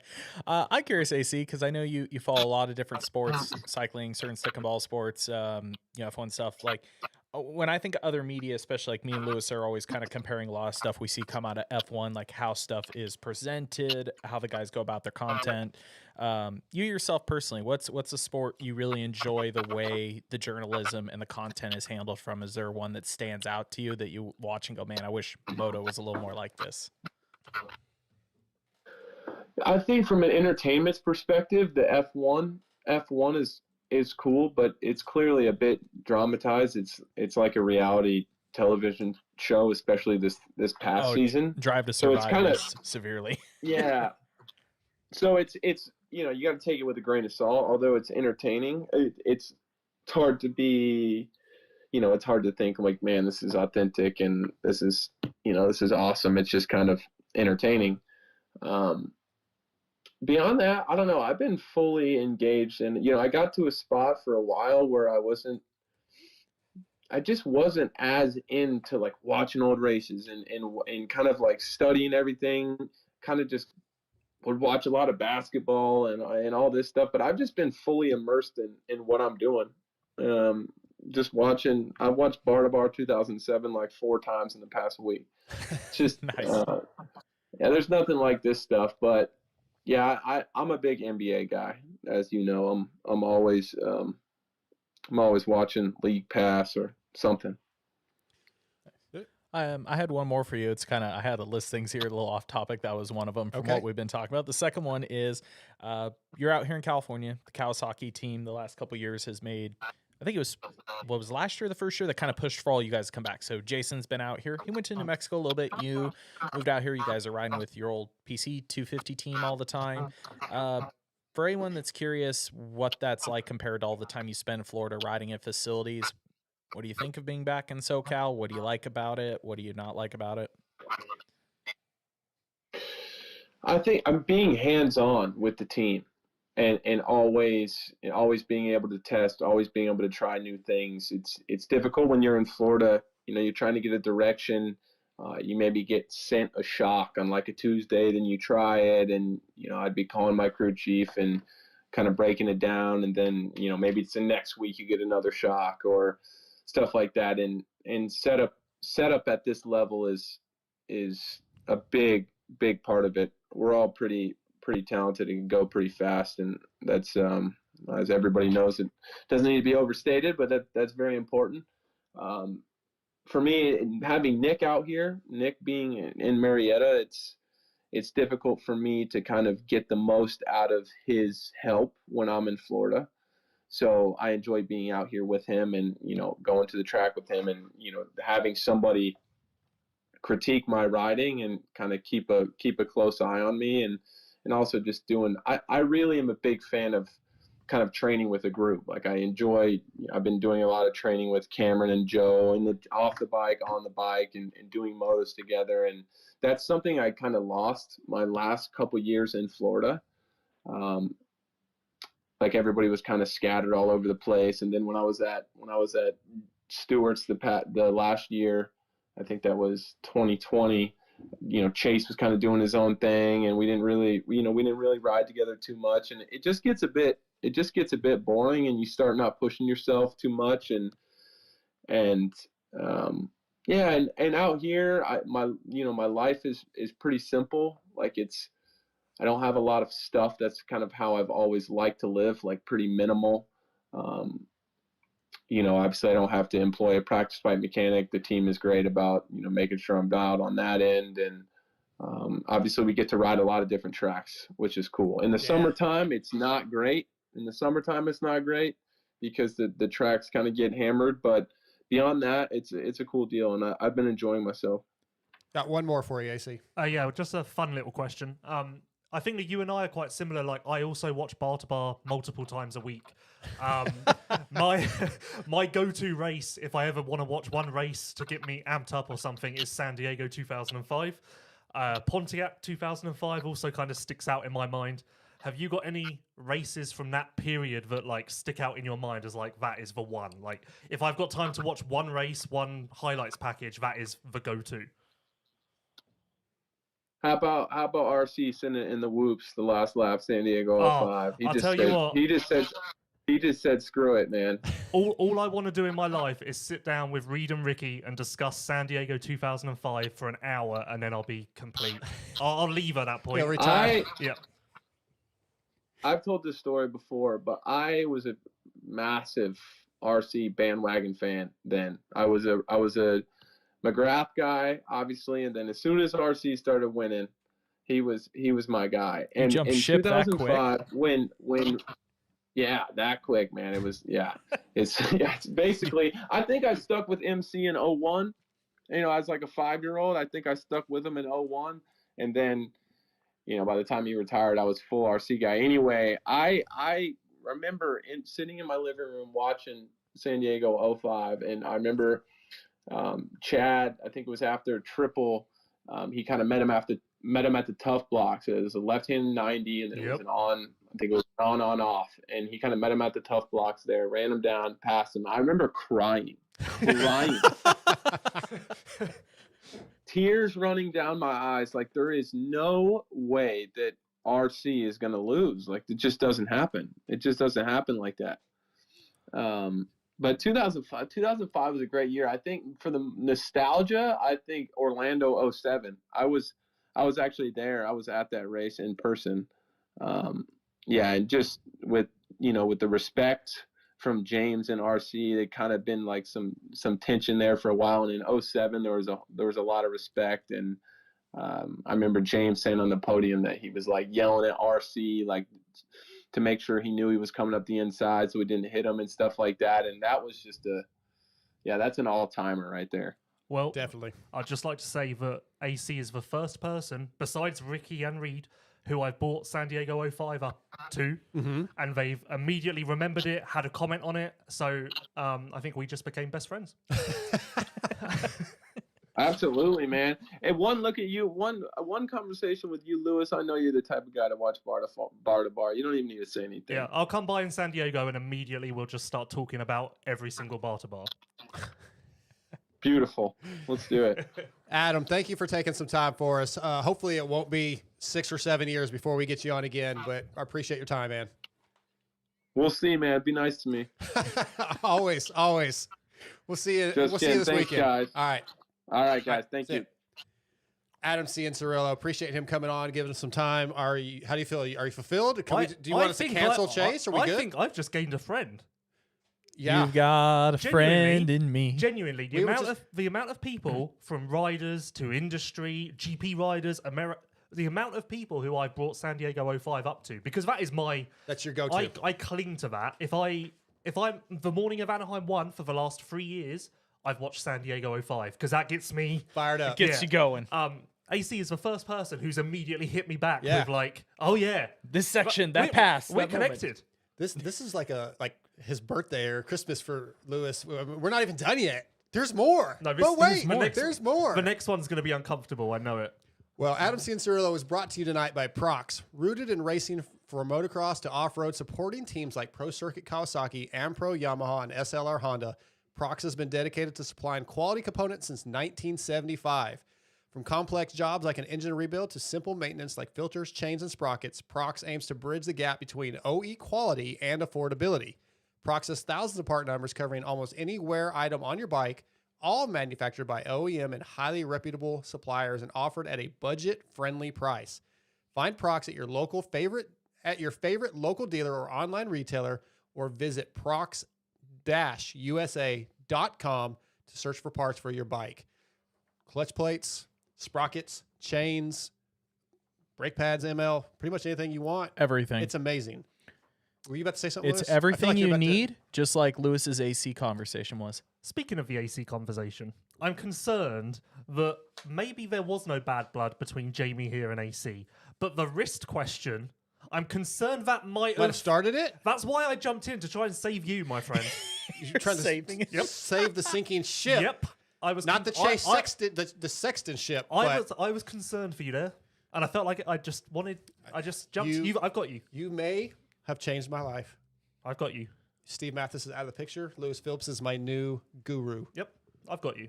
Steve can only take you so far. Yes. You need me to take you that extra To step. the next one. Yep. We've got about 10 minutes before we get our next guest on. Do you Oh think that's enough my time God. to talk about GPs? Yeah, let's do it. What do you want to know? Well, what are your expectations? Hurling's coming back. Favre is healed up, I believe. Yep, everyone is good at the moment. I don't think anyone is injured as far as I know. No one's really coming off of anything. So, yeah, everyone is good as it stands. So just from what you're hearing, what you know with your knowledge, where do you see these guys finishing? Do you see Prado stepping up? Do you see Favre getting in the mix for championship, podium contention, that kind of stuff? You know, actually, mentioning Prado, that's an interesting one because I forgot about him, to be honest, which shouldn't happen because Prado is amazing and the next guy. But the year that he's just had has been so that he has, I think his potential and just his presence has disappeared from a lot of people's minds. He has made significant changes to his program this winter. He is now training with Joel Smets, who is the KTM group trainer. So he works with Lucas Konen, Sasha Konen, Adamo, and Prado. Prado's now joined that group. So is he in the Netherlands finally? Yes, because so Prado has also moved to Belgium, which... He wouldn't go there before, right? He was No, he's always had a place in Belgium, but he is now all in on Belgium. Yeah. So that's a significant change. He's also riding with those MX2 guys. Again, significant change. That's interesting. I still think Prado has the potential to be as good as Jeffrey and Tim. I would like to see that. I was rooting for him all of 2022, and it just never happened. Right. Contract year as well for everyone. And Prado is the biggest. I think Prado has to do something to demand the highest of salaries, which he deserves. And if he does that, I think Yamaha Kawasaki are going to make serious runs at him, and we could see him move potentially. So yeah, Prado is actually really interesting all round. Speaking of team movement, I believe coming into this year, is everybody on the Wilvo Yamaha team, are all their contracts currently up? Yep. And there's only four contracts in MXGP that are going to carry over. Geyser, Fernandez, so both HRC riders. Yep. Bogas, Jonas, both standing construct riders. Everyone else... Yamaha's got to bring... they have a contract. They got to bring up one of the MX2 guys if he wins, right? Yeah, Gertz is guaranteed for one Yamaha MXGP seat. Yep. Sewer has already had interest from other teams. It's already started. I know that. It's going to be wild. I am literally so excited for silly season because it has the potential to be the craziest thing we have ever seen. So who is most likely to put in a bid on Hurling's Yamaha? Yeah. I don't know, because the Honda rumors never go away. Oh, every year. And I even got told at A1 that Honda were planning to make a run. But Geyser and Fernandez are under contract, so I don't see how that's possible. They just go to 3-man. Alongside, I just don't see how it's possible. Yeah, that'd be a I think Yamaha will make a run. Kawasaki have the money to make a run. Those Yamaha and Kawasaki will be the two teams that disrupt the status quo. So in the U.S., there's a little more of a movement there where you have energy drink deals because a lot of those guys, even if they're on a team with an energy drink, there's still like individual deals in play as well on top of that. So take Jeffrey's situation. If he goes to a monster team, how much does that affect? Like right now, does he have a separate Red Bull deal on top of his KTM deal? Do they have to match that kind of money? I don't know if I'm allowed to say this, but I got told by a fairly good source that in 2016, HRC and Monster teamed up to throw a shit ton of money at Hurlings. And the Monster HRC thing was only going to happen based on Hurlings. Basically, two enemies joined forces to get this guy. And that, I think, tells you a lot about that situation. I think that it's not just a manufacturer thing, it's not just a team thing. I think there are many parties at play that would make the moves necessary, even change their other plans to jump in and make something happen. But to answer your question, no, Hurlings can do whatever he wants. Yeah. Other monster question for you. So we saw in the past, they did this in the U.S. one year when GL was about to win the title. They signed him. They did that to Geiser one year, didn't they? Like who? Monster. They signed Yes. Geiser like right before the championship. Yeah, it might have even been on the championship weekend. They did it with Febvre as well. Yeah, they did with Febvre. They did that with Gio. Why have they not stayed with Geiser being as successful as he is? Is that some input from Garibaldi wanting a cleaner look? Why have we not seen him tied to an energy drink brand? HRC and Garibaldi do want a clean look because Monster made a run at Geiser for his new contract for 2023 for a personal deal. HRC, the reason it didn't get signed for so long is HRC and Garibaldi were reluctant to let him have an energy drink deal. So he kept going back and basically saying, you need to then give me extra money to substitute what I would make from Monster. And in the end, HRC/Garibaldi, either or, did. So yeah, they prefer the cleaner look. That's why they just don't really want that to happen. I think HRC's ethos is basically, if you want to sponsor Geiser, come and sponsor the whole of HRC, then you can have Geiser. Which is weird because obviously the Sexton deal is obviously just a Sexton deal. Yeah. But also, I had heard that the Sexton deal was kind of hey, HRC in Europe, we've got your guy in America. We've done that. Let's now take a step here. Well, also on top of that, I mean, it's definitely, there isn't an issue with relationship because you go to Honda's rally program, which is a godly amount of money they spend to race a car. That thing just has a monster claw the entire side of the motorcycle practically at this point. Yeah, it is weird. I think it is. I think actually Garibaldi does have more of a play there than it has to because, like you say, it doesn't make sense. Roczen was Red Bull, Jett's Red Bull, Yeah. Hunter's Red Bull, Chase's Monster. Like, it's clearly fine elsewhere. But then, as we know, GPs, the team name is Team HRC, Japanese. Here, it's Honda HRC because Honda North America have X amount of involvement and stake.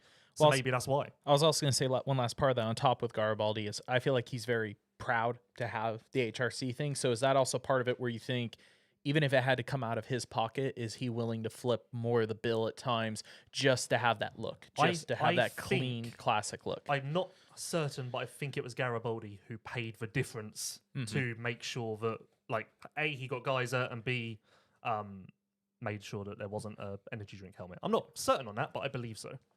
64% of the people in the chat think you are now best friends with Adam Cianciarulo. Wow, that's high. Honestly, for people like me, I don't find many people that have stuff in common with me. AC. Just a couple more minutes before we get our next guest on. With Hurlings coming back and Febvre, how much does that shuffle the current top three from 22? Who falls off? Who steps up? Where do you see these guys finishing in 23? Just using the crystal ball. Geiser and Hurlings are the top two riders in the series. The top five riders are Prado, Sewer, Febvre, and those two. Third place is really up for grabs. Prado should get it based on talent and just how capable he is. But obviously, as we saw, he wasn't great year just gone. A lot of people will say that Renault can step up and do that well and upset that apple cart. I don't personally see it as much as other people, although obviously the results say he can. I was impressed by his win last year. Yeah, he has risen from the lows of low to the highs of highs quite quickly. Well, speaking of lows and highs, our next guest of the night, Factor HRC Honda's Chase Sexton's on the line. What's up, Chase? What's going on, guys? Not much, man. I'm excited to have you. Not quite as excited as maybe one of my co-hosts here. We're going to get to that in a minute. I want to talk to you, though. A1, obviously, a couple weeks ago. A couple mistakes there at the end, but kept calm, kept it under control, stayed on the podium. At the end of the night, maybe Sunday morning, looking back, were you okay with the race? Yeah, I mean, A1 overall, like, I mean, besides for the last 5 minutes of the main event, which obviously are probably the most important, I had a really solid day. I was fastest in qualifying, won the heat, and then third in the main. I mean, it's a solid day if you look at it on paper. But as far as the last 3 laps or 4 laps, whatever I had, it was pretty disappointing just to make, I don't know, 3 big mistakes. One of my laps was like 3 seconds a lap slower than when I was running consistently. And that's basically what was the nail in the coffin for me. I jumped into that corner before that far rhythm section. There's like a 3-3-3-3-3. I jumped into that corner, and I must have landed a little bit too deep, but I landed, and I didn't realize with my bike upshift, I landed in like a deep hole and it went into third gear. So then I came out of that corner with no drive at all. Case the first jump, And then I went for the next one, cased that, and I mean, by the time I got to that section, Eli was already on the back of me. So, and he obviously got around me. He was on a mission. My whole goal before that was just to basically ride consistent until the last 2 laps. I knew he was going to get close to me. He had really good speed, and I was not trying to do anything stupid. So, but yeah, he obviously got close and passed me. And then I didn't even know Cooper was behind me. He passed me, and I was like, is he in second now? I honestly didn't even know. And then I realized that he passed me for a position. So my last lap was actually pretty good. I started riding lines that I wasn't really hitting, and it was just kind of a mess for the last 5 minutes. But I saw Steve said I got tired. So I got a point to prove this weekend, and I'm definitely in good shape. Okay. When you came into the press conference, Michael, Lindsay, and I were there, and you were, hey, you seemed a little wound up. We didn't know if you were like upset, if you were just ready to get out of there, what the situation was. So I was kind of curious if the press conference was like you just wanted to go home, or if you were mad. Yeah, I mean, I wasn't very happy. I don't know. I just was like waiting on those guys. They all rushed me to get to the press conference, and then it sat there and waited for a while. But I wasn't like in a rush. I was just kind of like, I don't know. I was not bummed on I guess I should say I was bummed on myself because I didn't win, obviously. But no, I was just after a race, you're kind of tired, and I wasn't like I was mad or anything. I just wasn't in the greatest mood. Okay, fair enough. So before I throw it over to my co-host, are you familiar with a Mr. Lewis Phillips? He will be. I am. I see him on Twitter all the time. Well, he had some things. And I saw him at the race at A1, not last weekend, but at A1. Yeah. So, well, stoked he's over. Lewis, you just recently move over here? Hey, don't answer just yet. Hang on. I'm not allowed to answer. Yeah, Chase, before I let him talk, he had some things to say about you last week, so I want you to hear those. Okay. Oh, God. Ultimately, I've decided on the Sexton ship, and I am the Capitan. A 16-1 season is just fine too. 17-0 would have been great, but we are more than happy to sit here and accept 16-1. Do you want to know what CS stands for? Clearly superb. Clearly superior. It works in many ways. Clearly successful. Can't stop. That's it, Chase. You have a yeah. Awesome. That's awesome. The microphone is yours, Lewis. Well, I had a question, but that's long gone, I think. No, but this is what I do for riders. The Jeremy Sewers of the world, the Ben Watsons. Obviously, I'm here now, so I needed to pick a guy, and now I've got the Sexton ship, and I'm the Capitan. Yes. You heard right there. I've completely forgotten my question. Actually, no. Really? No, I've got it back. You mentioned there that after you made your first mistake, Tomac was right on you, and then things started happening quite quickly. If Eli wasn't right there and maybe you had a bit more breathing room, do you think it would have been easier for you to pick it back up quicker and get back into a rhythm? Definitely. I mean, when Eli got behind me, I kind of had to start riding somewhat defensive because how I ride the track, I like to open the turns up, and I don't ride the same way, at least that Eli and Cooper ride. They like to shorten the track up a lot, especially towards the end of the main event. I like to ride a little bit more open. So once he got behind me, I kind of had to start not protecting the insides, but I definitely couldn't leave them wide open. And again, I was riding lines that were just not it. I was trying to like make the same line work every lap when it was just deteriorating so fast. So I mean, him being behind me didn't make it any easier, but there's really no excuse. I should have been able to pick it up easier. I lost pretty much all my flow towards the end of that race. So it was tough. Like I said, I was just disappointed with how I rode. It was honestly only like 3 laps of that main event. I had 3 really, really bad laps, but honestly, the first 15 minutes went by like super fast until I made that one mistake. So yeah, for me, it was just those few mistakes, and definitely gonna clean those up for this weekend. And I'm looking forward to being back racing after a weekend off. Those 3 bad laps in a row, like how much were you in your own head at that point? Like, were you doing those laps, beating yourself up, yelling at yourself because it was like kind of going in the wrong direction so fast?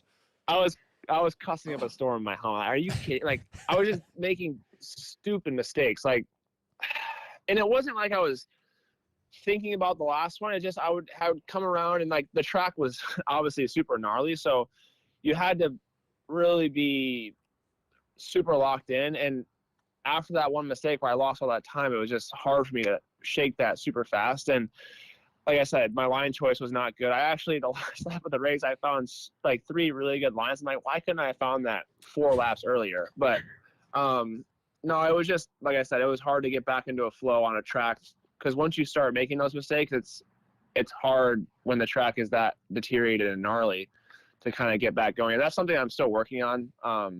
It's not easy to learn that super fast. And Eli and Cooper are kind of the guys that really get a hang of the track later in the races, and that's something that I'm still working on. But overall, I wanted to stay calm and not do anything that was going to just completely ruin my race. So like I said, I've been working these last couple of weeks. I've actually been able to get to ride some really deteriorated tracks, like today.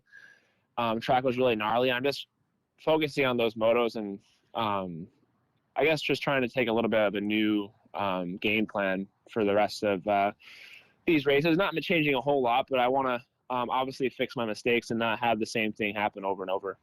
I was actually going to ask you about today, because I was out at the track shooting a little bit, because, yes, Kelly's track was basically falling apart left and right in a lot of sections. Yeah. You know, when it's just you and 2 guys or so riding, you know, say the track you're riding back east, like Chambers and stuff, do you catch yourself just kind of logging the same sections over and over? Do you actually ever put it in your program where you guys cone stuff off and be like, okay, today I got to go roll inside, I got to cut down here?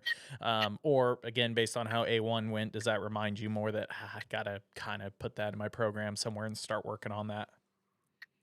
Yeah, definitely. I mean, at Chambers track, it's so soft that you really have to change your lines a lot. And I honestly, a little bit, probably a month before the season started, I was actually kind of just struggling with changing my lines and getting just how the track was really gnarly. So I was struggling with a little bit, then I got better at it, and I felt like I was in a really good spot going into last weekend, or A1. And obviously that was probably the gnarliest track I've ridden in, and that was the best I feel like I've ridden in those conditions, especially towards the end, even though I had those 3 mistakes.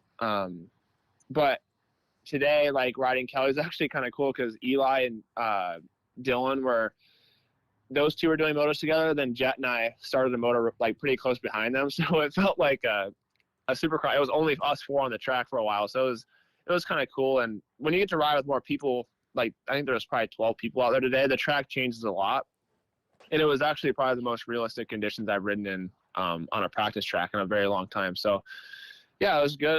Like I said, I'm always working on my craft and what I can do better. And until I win every race, there's always something that I can improve on.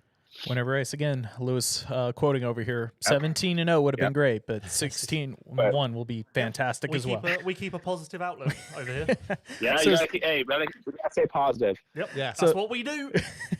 So speaking of that track, I had a lot of fun asking Eli a few guys about certain sections, and I could see it in even his face. Just a few others, I asked a question about just how ridiculously gnarly the track was. I would name a section, see their eyes get all big, and instantly you could see them flashing back to 3 or 4 near-death moments. What was it for you on that layout towards the end of the main event? What was the one section, if you had to pick one, that you were just like, I really wish this wasn't here anymore?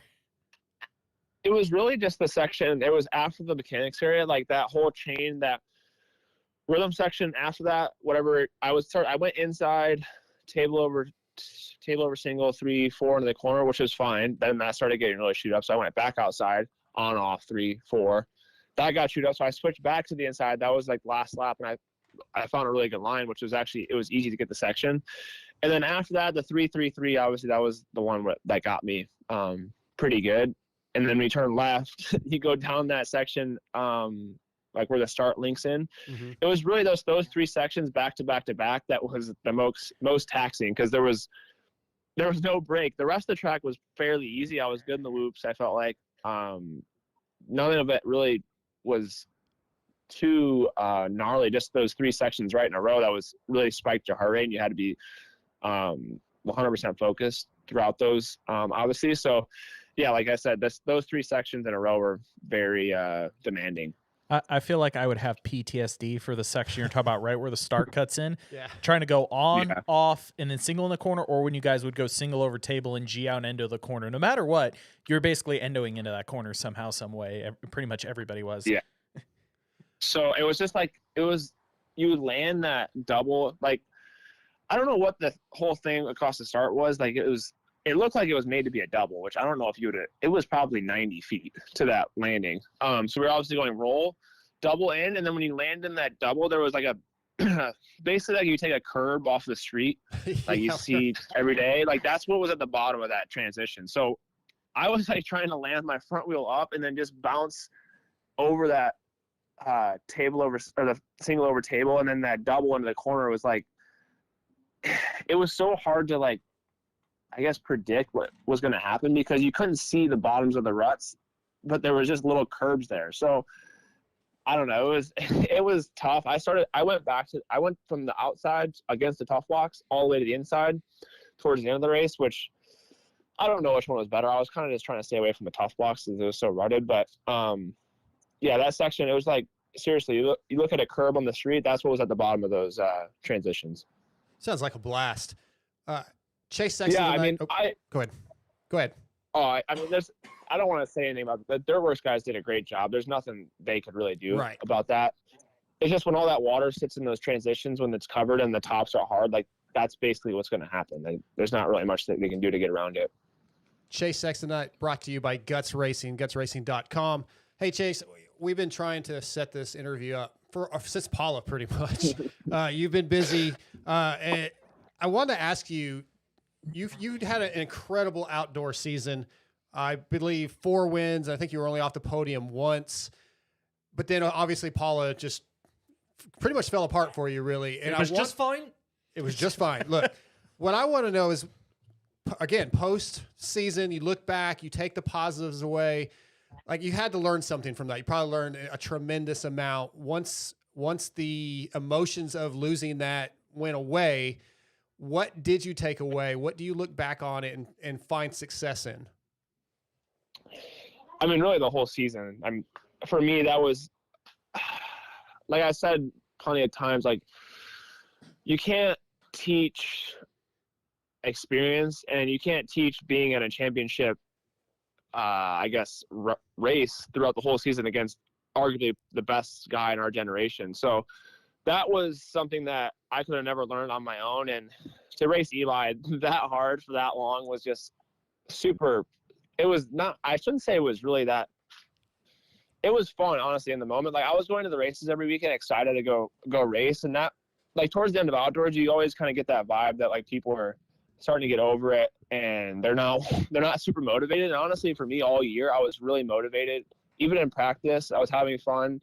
And then going to the races, I think me going to the races, also knowing that I could win every weekend, was super good. Because I mean, since I've got to the 450 class and even 250 class, I never won a lot of races outdoors at all. So this year I was consistently on the podium. I've got a lot of second places and then 4 wins. And it was just fun racing him. And I learned a lot that, like I said, I would have never been able to learn racing even anybody else, because Eli he races different. And there's a lot of strategy, I feel like, when he races. So, but aside from losing, I mean, that last race was the first moto I rode really well. I felt like he obviously got the better hand of me, but I rode, I thought, really, really good. He won the first moto. Second moto, I fell 3 times, but my speed was really good. Second moto, I honestly, the third crash was the one that put me out of it. I thought after the second one, I'm like, dude, I can still win this race. Like, I know where Eli's at. I know Jason's not that far up the road, and my speed was like best it had been all season. The track was really gnarly, and it helped me to kind of, I guess, have a bigger gap on speed wise. So I was just going for it. I made a dumb move, trying to get around Christian and just wash the front end, and that was pretty much the end of it for me. But yeah, I mean, it was just a lot of learning experience. I was as you would guess, I was pretty bummed that night. And but after that, I kind of tried to shake it off, and it just wasn't meant to be. So now I have a lot of experience, and then MXDN was awesome. And then going into A1, I feel like just having that outdoor season, I feel like finally I belong up front and winning races. That's where I should be, and that's where I expect myself to be. Last year I was up and down, and this year I feel a lot more confident and really just calm going to the races. I know that I have what it takes to win a lot of races, and just putting those pieces together is really the biggest thing on every given night. So yeah, I just think it put me in a different headspace, and it's gave me a lot of confidence, and that's something that you definitely need at this level if you expect to contend for a championship. So now this is probably my last shot at Eli, it looks like. So I want to have another battle with him, and hopefully this time that I come out on top and get the best of him at the end. You mentioned at the A1 press conference that it felt so good to come into the season as one of the guys, or even the guy in some people's minds. How different does that feel, like going to the races each week? Well, I guess we've only had one, but like, how different does it feel turning up at the races and knowing you are one of the guys? I love it, actually. I haven't really had that, I don't think, besides for that last year in the 250 class, and I think people obviously discredited 2019 because obviously Austin got hurt and they didn't know what to expect in 2020 from me, and it ended up being really good. So this year now, after having that outdoor season, people are expecting me to go out there and win and be on the podium every weekend, which is really fun for me. And I know that I'm capable of that, but I think now people are starting to realize that I can do it. And like I said, it's just fun and refreshing to go to the races expected to win and have that added pressure, because if you're going to be the best guy, people are going to expect you to win, and that's finally, I feel like, where I'm at. And obviously there's the 450 class is stacked, so I mean there's probably 7 guys that can win races, which is cool, but I'm just really excited to be I guess just expected to win now, and that's it's been fun for me and refreshing, like I said. Definitely one of the guys in our eyes. That's good. I've always thought that. I mean, as far as myself, I've always expected myself to be there. Yeah. And that hasn't changed. And like I said, it's cool that people are starting to recognize it now, at least a little bit. Did you not feel like that during Supercross last year then? Because, like, honestly, and I'm not just saying this, I looked at you as the guy you are this year during Supercross last year. But did you either not feel as confident, or did you not feel that other people viewed you that way? I definitely felt confident last year in Supercross. I knew, I never questioned my speed or really my ability on the bike. It's just more putting it together. And outdoors, I won a race last year, which was awesome, but I never had really put together a super solid season. I had a few mistakes last year that probably put me out of third place in the championship, but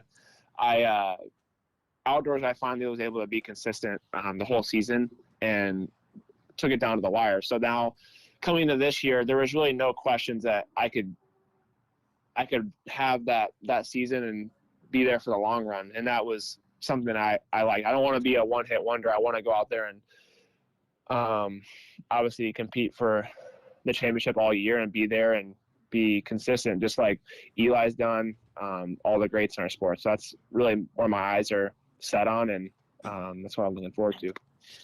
I was curious, Chase, you were talking about being surprised when Cooper Webb got around you, and I guess I'm asking you to put yourselves a little bit in our media shoes. So after A1, one of our main talking points is, man, the surprises from the 450 class. Eli not struggling with the new bike. Cooper may will come back. From you looking back at the race, I'm sure you've watched it, looking at the results. If I had to peg you with the same question, who surprised you from A1? Was it your teammate Nichols, again, Webb, or where would you be at?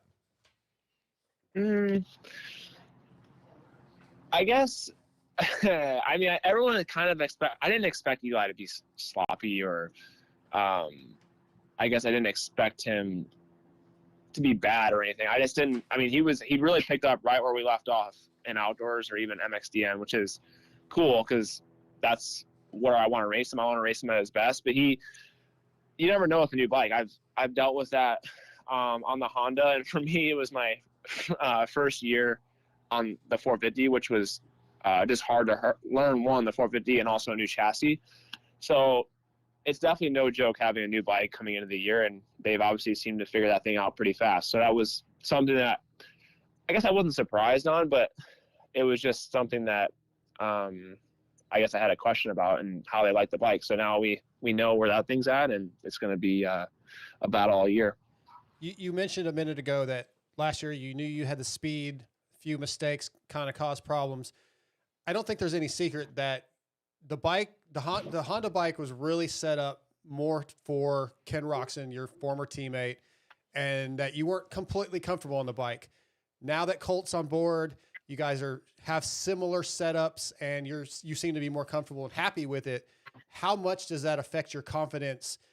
And I don't think you're going to answer this, but how much did that affect some of your results last year that you weren't as comfortable as you'd like to be? Yeah, I mean, there was no question last year that I wasn't that comfortable. Just with just crazy little things happening that caught me so far off guard with the bike, like just little crashes, and ended up being big crashes that I would have never expected. So this year, the bike is definitely in a way better spot as far as stability. Obviously, it's not perfect, and we're still working on it, but as far as stability, and even in the loops, like today, the loops are pretty gnarly, and even at A1, they weren't super gnarly there, but they were not easy. And I really was like, it was like the first race I'd been to where I'm not like scared of the loops going off of the main event, which was super refreshing for me.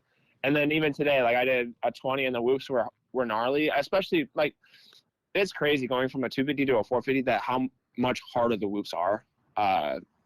It's just crazy. So now I feel like I've always been fast in the whoops, but now I feel like I can hit them consistently for 20 minutes and not be just, I guess, locked in, scared to death going through them. So that's pretty important. It's pretty important. That's like last year it was so hard for me to wrap my head around racing a main event when I feel like I couldn't even get to the whoops.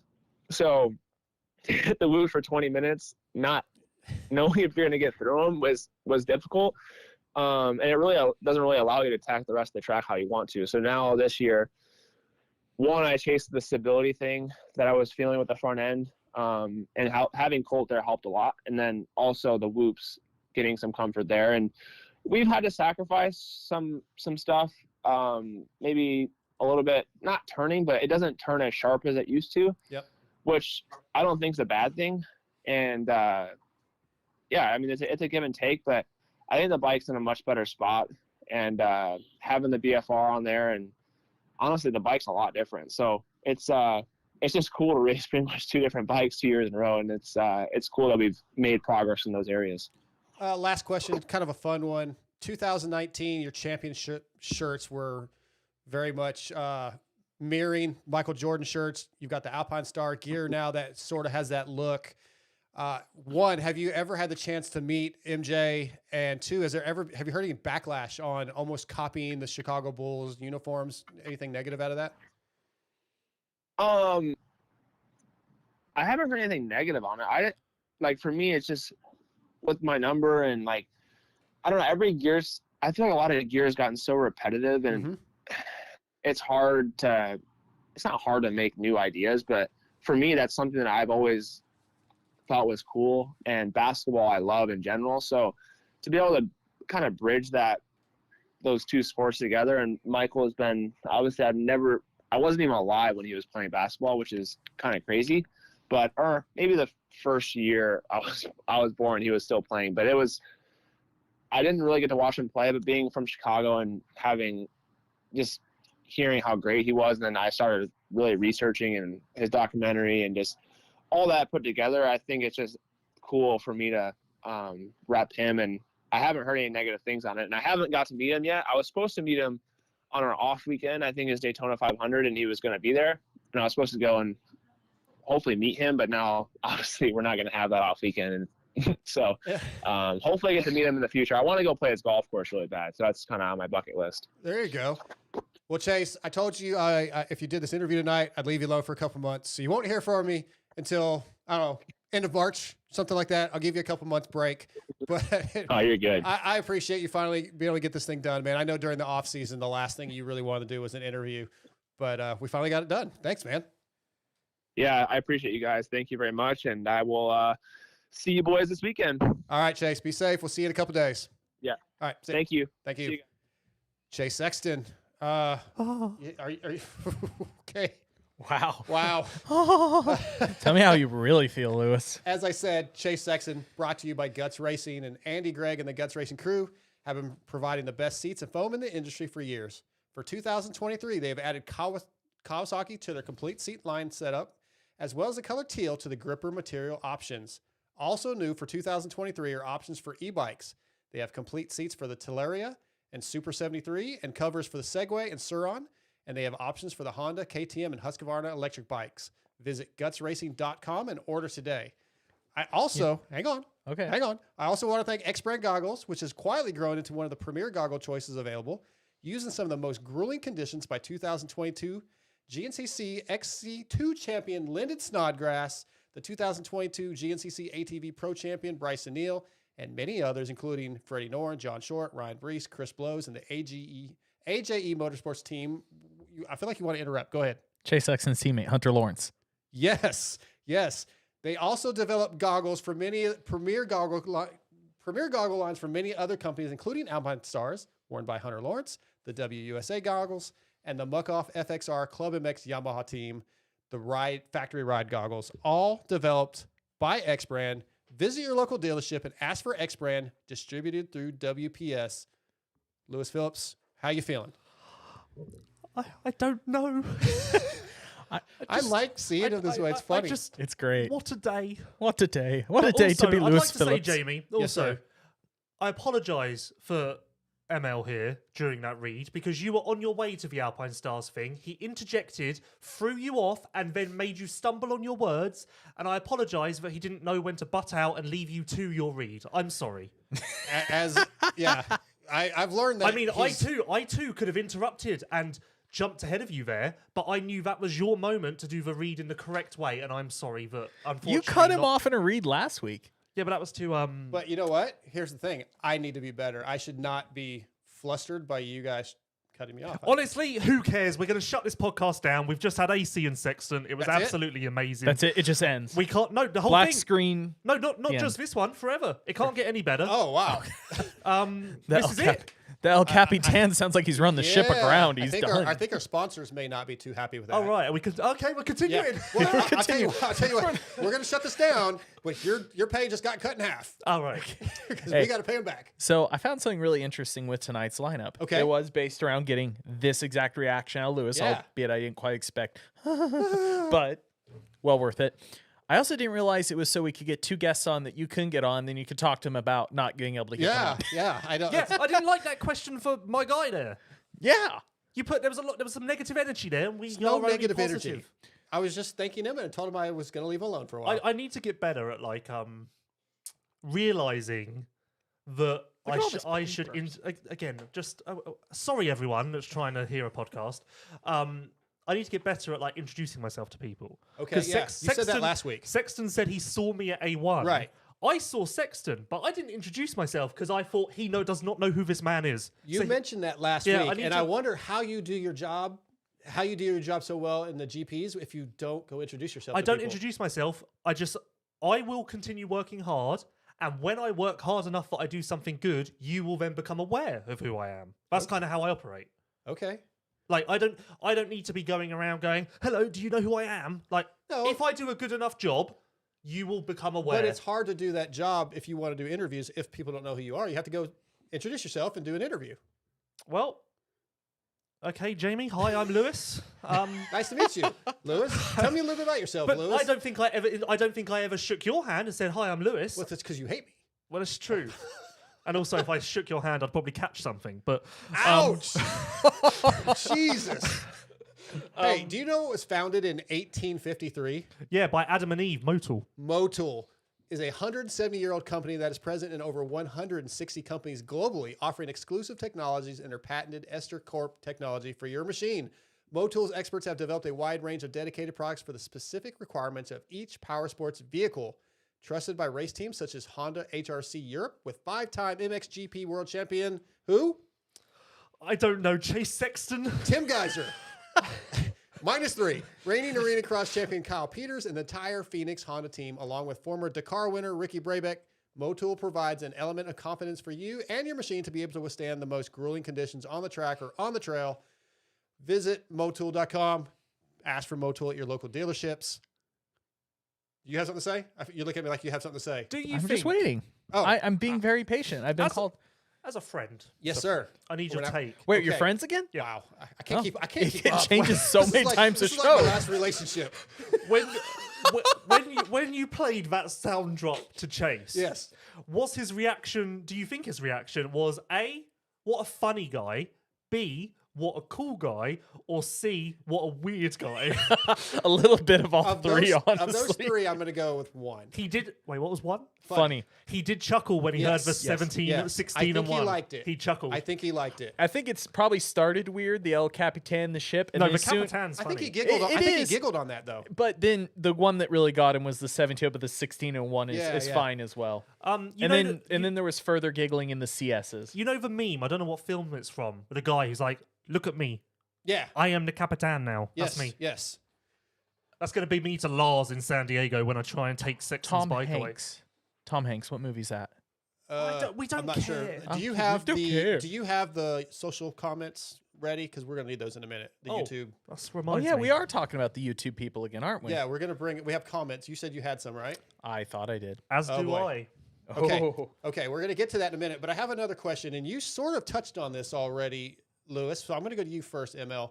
What's a story that you really would like to do and never have had a chance to do? Do you have something off the top of your head that you're like, oh, if I could make this happen, if I could get this together for Vital MX? I have one, and I'm definitely working on it. It's just going to be insanely long. It's going to be a huge long form and probably take most of this year messing with it. I want to tell the story of Factory Connection Racing. There was a lot of people on that team that were really great to me in the early years in media that really gave me great access and just took care of me. I'm really bummed at the way the team ended. Again, just a lot of great people there. It was quite the empire. I would love to tell the full story of the team, and I've kind of talked to a lot of the guys there about doing it. I just need to start putting it together. But again, as many people have been there, it is going to be a mountain of a project. So haven't done it yet. Definitely plausible. Going to be working on it. Lewis, anything? Sexton just liked my tweet. Oh, did he follow you was ahead it, of time? But the No. tweet. But wait, is it the tweet you sent after the AC one, or did you send another one after the sent chase? it- I put times 2. He did say follow you on Twitter. That's 3 ums. No, yeah, Aw. obviously, Mathis does the Re-Raceables podcast, Yes. which covers this, and I've told him that he should do this to make me happy. But I would love to sit down with Ricky and Chad and discuss San Diego 05, not just that race as the core. Go ahead. What? Does he know who our guests are next week? I know it's not them. But the other two. There is no way you could pull that off. Wow. Oh, don't doubt me. Jesus. Don't doubt me. I would like to do a podcast where that is the nucleus. Yes. And then off of that, you branch. But I'd love to get, because obviously coming into that race, I think Ricky had won 5 in a row, 6 in a row. Chad was the defending champion. It was like the dynamic was shifting, the power, the momentum that came from Chad's title was disappearing. It was kind of do or die for Chad at that point. Ricky was a long way ahead, like almost out of sight. I think that gets lost. Ricky was like quite far ahead. And somehow, you don't see it now, you didn't see it then. Reed ran him down, lap after lap, getting closer and closer. As he got closer, you could see his body language change. There's one clip, I can't remember what lap it's from, but Reed comes over to finish, can see Ricky for the first time, and you can see physically his body language kind of goes to, let's go. Yeah. And that, when I see that, nothing happens, he just jumps the jump, but when I see that moment, I get goosebumps every time, because I'm like, oh boy. That would be fantastic.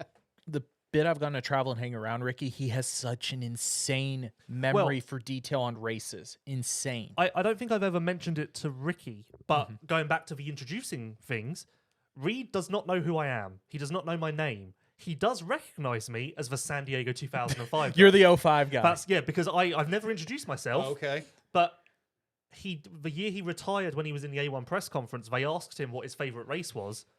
And when he said Daytona 2005, I think, when I spoke to him next, I said like, oh, I'm really like disappointed that my favorite rider, or my old favorite rider, didn't say San Diego 2005. Like, how did you not say that? And then the next time I saw him, I went, so do you want to talk about San Diego 2000? And then now he knows me as that guy. Yeah. Is that just your intro every time now? But it's You're like- the 05 San Diego guy. Pretty much. Well, next up, I want to introduce the FXR. I'll see if I say this right, Lewis. slag off you bloody bloke segment. Is that okay? Yeah, that's fine. That's okay? FXR is designed by racers for racers. With industry-leading fit, finish, and performance, progression is the name of the game with every new piece created. At FXR, we push our brand to the next level to provide you with the best products possible. Visit fxrracing.com to see the numerous gear lines and colorways, as well as snow lines and lifestyle casual wear. So, the FXR Slag Off You Bloody Bloke segment are comments of people who don't necessarily love Lewis. Michael, did you find a couple? I haven't pulled them up yet. What's Oh my Lewis gosh. has his? I thought Lewis said do he you had have his some pulled. that you pulled? That you, Yes. Are they good or bad? They're bad. Okay. I always feel bad for Darkseid because of all the hate he gets. But seriously, how dumb can a guy be? Saying sewer and only getting Ben, use your brain, please. Okay. I don't see anything wrong with that. That's fine. You don't see anything wrong with that. Hey, by the way, Chase said, had fun. Yeah, he meant because of me. Yes, he did. Of course. Yeah, I've lost it again. Again? No, okay. Let me just. Okay, I'm so putting this one up. we got a little bit of dead air here, because Lewis does get some positives. ML, but lot. he's one of those guys that only can focus on the negative. Yeah. As Why, we've why heard, is it of the nice. 100 comments that can be positive, you have one negative, and it just seems to rule your world for a little bit? Is that okay? Let me I'm ask you, trying to be good. I don't know a lot about your background, and we're going to get your buddy, our other employee, Sean, who is really the key to the whole success of what we're doing right now. He's going to come on in a few minutes. I think we're going to wait till next week. He's a Well, little under the that's weather. right. That's right. We'll He's wait till sick. We're going next to week. say that. Okay, but Sean's still the man. I like Sean better than I like Lewis. Yeah, But I did get Lewis, that impression. with your background, with your background, like growing up, did you get a lot of praise from your parents? How was your childhood? Wow. We're I'm going asking- to. I'm This asking went deep. I'm asking this because you do focus on the negative. Like you're not used to getting positive feedback. Do you want me to? We don't have to have we don't have to have like a lay on the couch session. But I don't know what you want me to say. No, I just always have wanted to be better. Like I was shit matter on, what. I was shit on a motocross bike, and I went racing every weekend. And every time I left for race, I was like, "Fuck! I wish I could be better. I wish I could be better. I wish I could be better." Even if did you win? Like I ever? never won anything. Oh, okay, I was bad. okay, But okay. like whether I did good by my standards, Sure. I was Do still you- like, but this okay, that was good, but I want to be better. I want to be better. Like same with anything. Do you think if you had won, you would still be like not good enough? Well, the bad thing is my dad was a very good rider, Mm-hmm. and so was my brother. So I was like the black sheep of the family, in my eyes. Did they treat you that way? No. But there was one time when my brother, who was on a 50, was sat in staging, as you guys call it, with my dad. And I walked over and said something like, "Oh, I need tear-offs." And a family friend looked at me and went, "I didn't know you had another kid." And I was like, I knew this man. I was like, really? I know you. Like, so, like, Wow. That is terrible. Wow. stuck with That's me to this scarring. day. Yeah. Wow. But Emma, no, you have any luck? I just want to be. I just want to be good. Like it's the Okay. same as any. What is life without a drive to be successful? Without Right. a drive to be good? That's not a bad point. That is what successful people do. Like this is. I personally think this has been a good podcast. Okay. I will say that because it's gone through my mind. But Is I it have, because you're on it? no, Because of Chase Sexton, It has clearly. gone through my mind that this has been a good podcast with good discussion, good interviews. However, I've already thought to myself, but it can be better Of course. because I'm just that type of guy. ML, if you can't find any, we can move Please tell this guy to say 3, not free. It's third, not third. English people can't just choose to say it that way. You did Sounds that- horrible. You did that last week, I think. Not that one. Oh. There's been multiple just say the 3s. on. It's just repetitive. It's just a common theme. Well, I don't know what people want from me, to be honest. There was a comment that I can't find now that basically after Pulp said, I seriously can't take anything the Dark Side does seriously anymore. If he doesn't know the name of Stefan Everett's dad, then why should we bother listening to him? Oh, yeah, I didn't know Harry Everett's. I was a little disappointed. Well, you know what? I'll do better. I want to be better. So we're going to get better. so you two share something in common. Yes, exactly. Next up, the 6D helmets picks for San Diego. 6D, since the inception almost 12 years ago, 6D Helmets has been dedicated to the relentless pursuit of brain protection from the original ATR-1 to its successor, the ATR-2. The goal was to develop a revolutionary design concept utilizing creative, forward-thinking technology that would change the market and improve the safety capabilities of sports helmet. The helmet is the most important piece of protective equipment you will purchase, so visit 6dhelmets.com or go to your local dealership and ask for 6D. I have enlisted my co-host, Scotty T. He's on the line right now. What's up, Scotty? What's going on, guys? Not much. We're going to get into our picks for San Diego. Scotty, you've been listening to the show from Texas. How's it going? How do you feel like it's sounding? Man, it's been really good. I've been interested to see what everybody is saying in the chats, and it's a lot more people than we used to have. So it's been cool to see. And that's probably all. Welcome Lewis. to Vital. Yeah, actually, let's It's all just Lewis. welcome or Chase Sexton or Lewis and Chase Sexton together. Okay. The Sexton ship. It is just it's gone from being a little dinghy to a full-size cruise ship instantly. Honestly, I'm gonna be busy this weekend because I've got to go and see AC and discuss bar to bar. Then I've got to hop over to Sexton and motivate him. Like I'm gonna be. And you got sewer with you the gotta whole have time. Sewer and do the sewer on the streets. It's too much. It's too much. I've got too much on my Too plate. much for one Lewis to handle. So Scotty, let's go to you first. Who is your winner? Who's your top 3 for San Diego 450 class? 450 class. I'm going to go. I think Anderson has a better weekend and gets third, and then I really think it's going to come down to a Sexton Tomac battle. Okay. And I'm probably going to can't go wrong with the pass. So I'm probably going to put Tomac first, and then we'll do Sexton second. All right, ML, who you got? Chase winning, not that difference, guys. Chase winning, Eli second, Anderson third. I think Anderson, yes, rebounds. And I think that I just don't see somebody winning 2 in a row at the beginning with the kind of years we've had the last few years. I would peg Chase to being able to get it done. Do I even need to ask Lewis who's going to win? I'm actually really curious what his top. I mean, we know who's going to win, but I'm curious his version of who's going to win. But I'm curious on his top 3.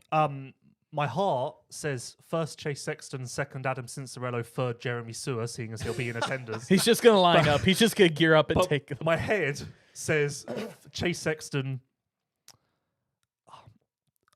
I think Tomac doesn't do as well. Okay. I think the struggles that we perhaps saw coming start to rear their head The a crystal little ball bit. is starting to become clear for you. I think it starts to rear its head a little bit. So I'll go Sexton, Webb again, Oh. and then Mookie.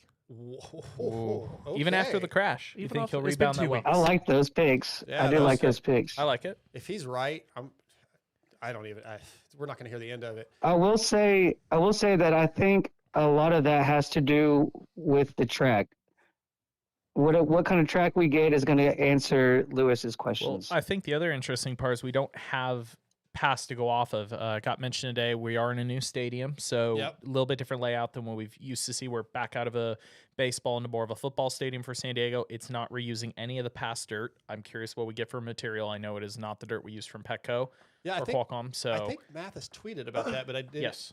Okay. And they also brought in because it was pretty mucky and slimy after the Monster Jam. There's a whole fresh batch that's been brought in. And That's again, nice. it's not from a prior stadium, so we don't really you can't look at the last couple of years and base it off that. Yeah. We could end up with a different situation. I have a question for you guys. And just going to San Diego made me think of this, and I think Scotty and I've talked about this in the past. How do you guys feel when on the broadcast, a guy like in the past, Ralph Shaheen would say, "Oh, we're back in San Diego, and Chad Reed loves this track." Like, I that shit drives me crazy because it's such a different track. And it's an energy because Chad always Yeah. did get fired up. There are certain rounds you would talk to him about, and it doesn't matter what's going on that weekend, he lights up. It's an energy thing. I will agree with you on every single other example besides that one because Chad did so well at San Diego Yeah. that there is something there. But other times I'm like, yeah, whatever. Exactly. Scotty, what do you think, man? I think that, so football teams and professional athletes, they go away, but they also have their home crowd, and their home crowd always loves them. So it's weird with these Supercross guys because it's a whole different set of people, but every week it's the same guys that are getting showcased. So I think those guys do, based on what has happened in the past, or maybe if that's an area that is close to where they're from originally, I think that energy does play a huge part in it, and I think that is a big factor. And I think, again, riders are just such mental children, as we see, like good feelings, good memories. Like, I've come here, I've won, and especially somebody like, take Chad's case, who has taken down Goto. If you, not only have you won there, but if you've dominated someone there, if you've taken down like your main competition and just, you can really feed off that. It's one thing if you've had a win there or had success, some of your better races, but also how were those races? Again, did you completely mentally demoralize the competition? Yeah. Okay. Yeah. Scotty, I'll be back in a couple weeks. You're going to be taking over the reins of producing. Are you ready for all the new stuff, the new camera system, and trying to up our game as ML and Lewis are trying to force us to do? Yeah, I'm here for it. I think this is the first time I've actually talked to Michael and Philip. So Lewis Phillips. Yeah, see, I didn't even know his name because he never introduced I himself. didn't introduce myself because why would I? Just putting in that work till everybody knows it. Yeah. Scotty, before I let you go, we're going to be wrapping this thing up. You're playing fantasy this year, right? That's a negative. Oh, you didn't play. All right. Well, I want to remind everybody No. there is a MotoXPod Show league. I'd almost forgotten about it until somebody reminded me. Your own league? Yeah, I just. Oh, wow. I had almost forgotten. But I can tell there's a lot of attention put towards this. Yeah, I just play. I forget what leagues I'm in because I'm in so many. But there is a MotoXPod Show league. So if you want to go join, search it out on the league search option. You're about to say something else, ML? Do you do well in any of these leagues? Yeah, I got 246 points last week. I was killing it. I mean, last year was really bad, but I do okay. Like 1,000, 1,500th, which when there's 6,000 people in or whatever, it's not bad. I don't really ever get. I think one time I actually got a prize, and it was a goggle company, other than the goggle company at the time I was sponsored by, so I couldn't even do anything with it. But yeah, I'm not good enough to win a prize most of the times. But I Scotty, you know this. I am positive this is mostly a game of luck. Genius or lucky, you are the new Travis Marks. It's just luck. You could pick the most consistent guys, and as soon as you pick them, they don't race. They crash. So it's crazy. Scotty, all right, man. Appreciate you jumping on for a little bit. I'll be back in a couple weeks. Yeah, it's cool to get to rock be and on. roll. All right, y'all take care. Okay, Scotty. Thanks, man. See ya. It's my guy, Scotty Thompson, Scotty T. Okay, so I want to thank Luxon.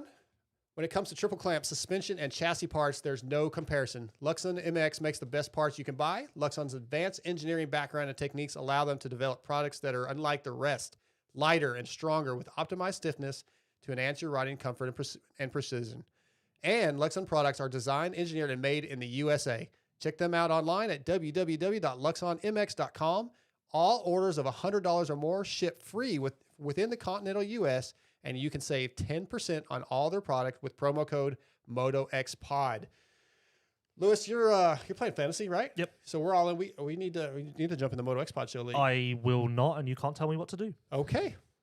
Wow. All right. I don't even know where to go with that. He just completely throws me off my game at all times. I feel like, here's the thing. Have you not figured out by now it's not going to go the way you think it is? Yes. I'm pretty aware. We're about to wrap this thing up. Anything else you want to talk about, Lewis? Anything that stands out that we didn't get to that's on your mind? I had something a minute ago, but I just lost it. Again, this show has rattled me beyond. Rattled belief. just your two favorite guys in no, here. I just want everything to be better. Me, Vital, everything, podcast, everything. I want everything to be better. That reminded me you didn't do the clap when Chase came on. Oh, I will be clapping all the way home. Okay. Don't you worry. We can announce before I go to you, ML. Well, anything, ML, you want to touch on that we didn't? No, wait. What's the announcement? We can go ahead and announce we have a guest booked for next week. One already, if we want to give him a heads up, preview what's coming. Oh, yeah. Dean Wilson will be on next weekend. Dino, yeah. Firepower Honda, he's going to be on. He struggled at A1. We're hoping he turns that around at San Diego, and maybe we'll have some positives to talk about with him. Do you think that when you said that you won't bother Chase for a few months, does that apply to me by default? No, Okay. absolutely not. I'm just not Come going on. to ask him to come on the podcast. He's hoping you're going to tweet about him again already. I have. Again already? Yes. Nice. Yeah, that's good because I will be spending a lot of time over there. And if anyone else at Vital MX tries to interview Chase, I will. So wait, I will would be like to know. hell. Okay, so there's Saturdays with Sewer. Well, I know you won't reuse the branding, so it can't be Saturdays with Sexton. What do we got? The Chase and Chase podcast. There we go. Coming soon to Vital MX. Good. I am literally a marketing genius, Coming soon. as well as Jesus, as we established earlier. And Alden Baker and Roger DeCoster, the perfect combination. Honestly, really. I'm tired. The Yeah, amount of hats I wear as Jesus and the other people that I mentioned that I can't remember right now. It's very busy. Well, let's wrap this thing up. I want to thank our presenting sponsors, Race Tech and Boyson, as well as X Brand. Guts Racing, FXR, 6D, WUSA, Motul, Prox, Luxon, all on board with us. And don't forget about if you're in the Minnesota area, to go to check out PDR Performance from racetech.com. They're the local service center for Racetech. What you got, Lewis? Seeing as this is no, everyone's gonna think this. Everyone's gonna take this. Maybe this joke is too far. No, go with it. Seeing as you just called Chase, do you think you could ping his location so I can hot foot over there as quickly as possible? Like establish the nearest cell tower. We can do that out there. We'll get Brilliant. it done. Okay, let's go then.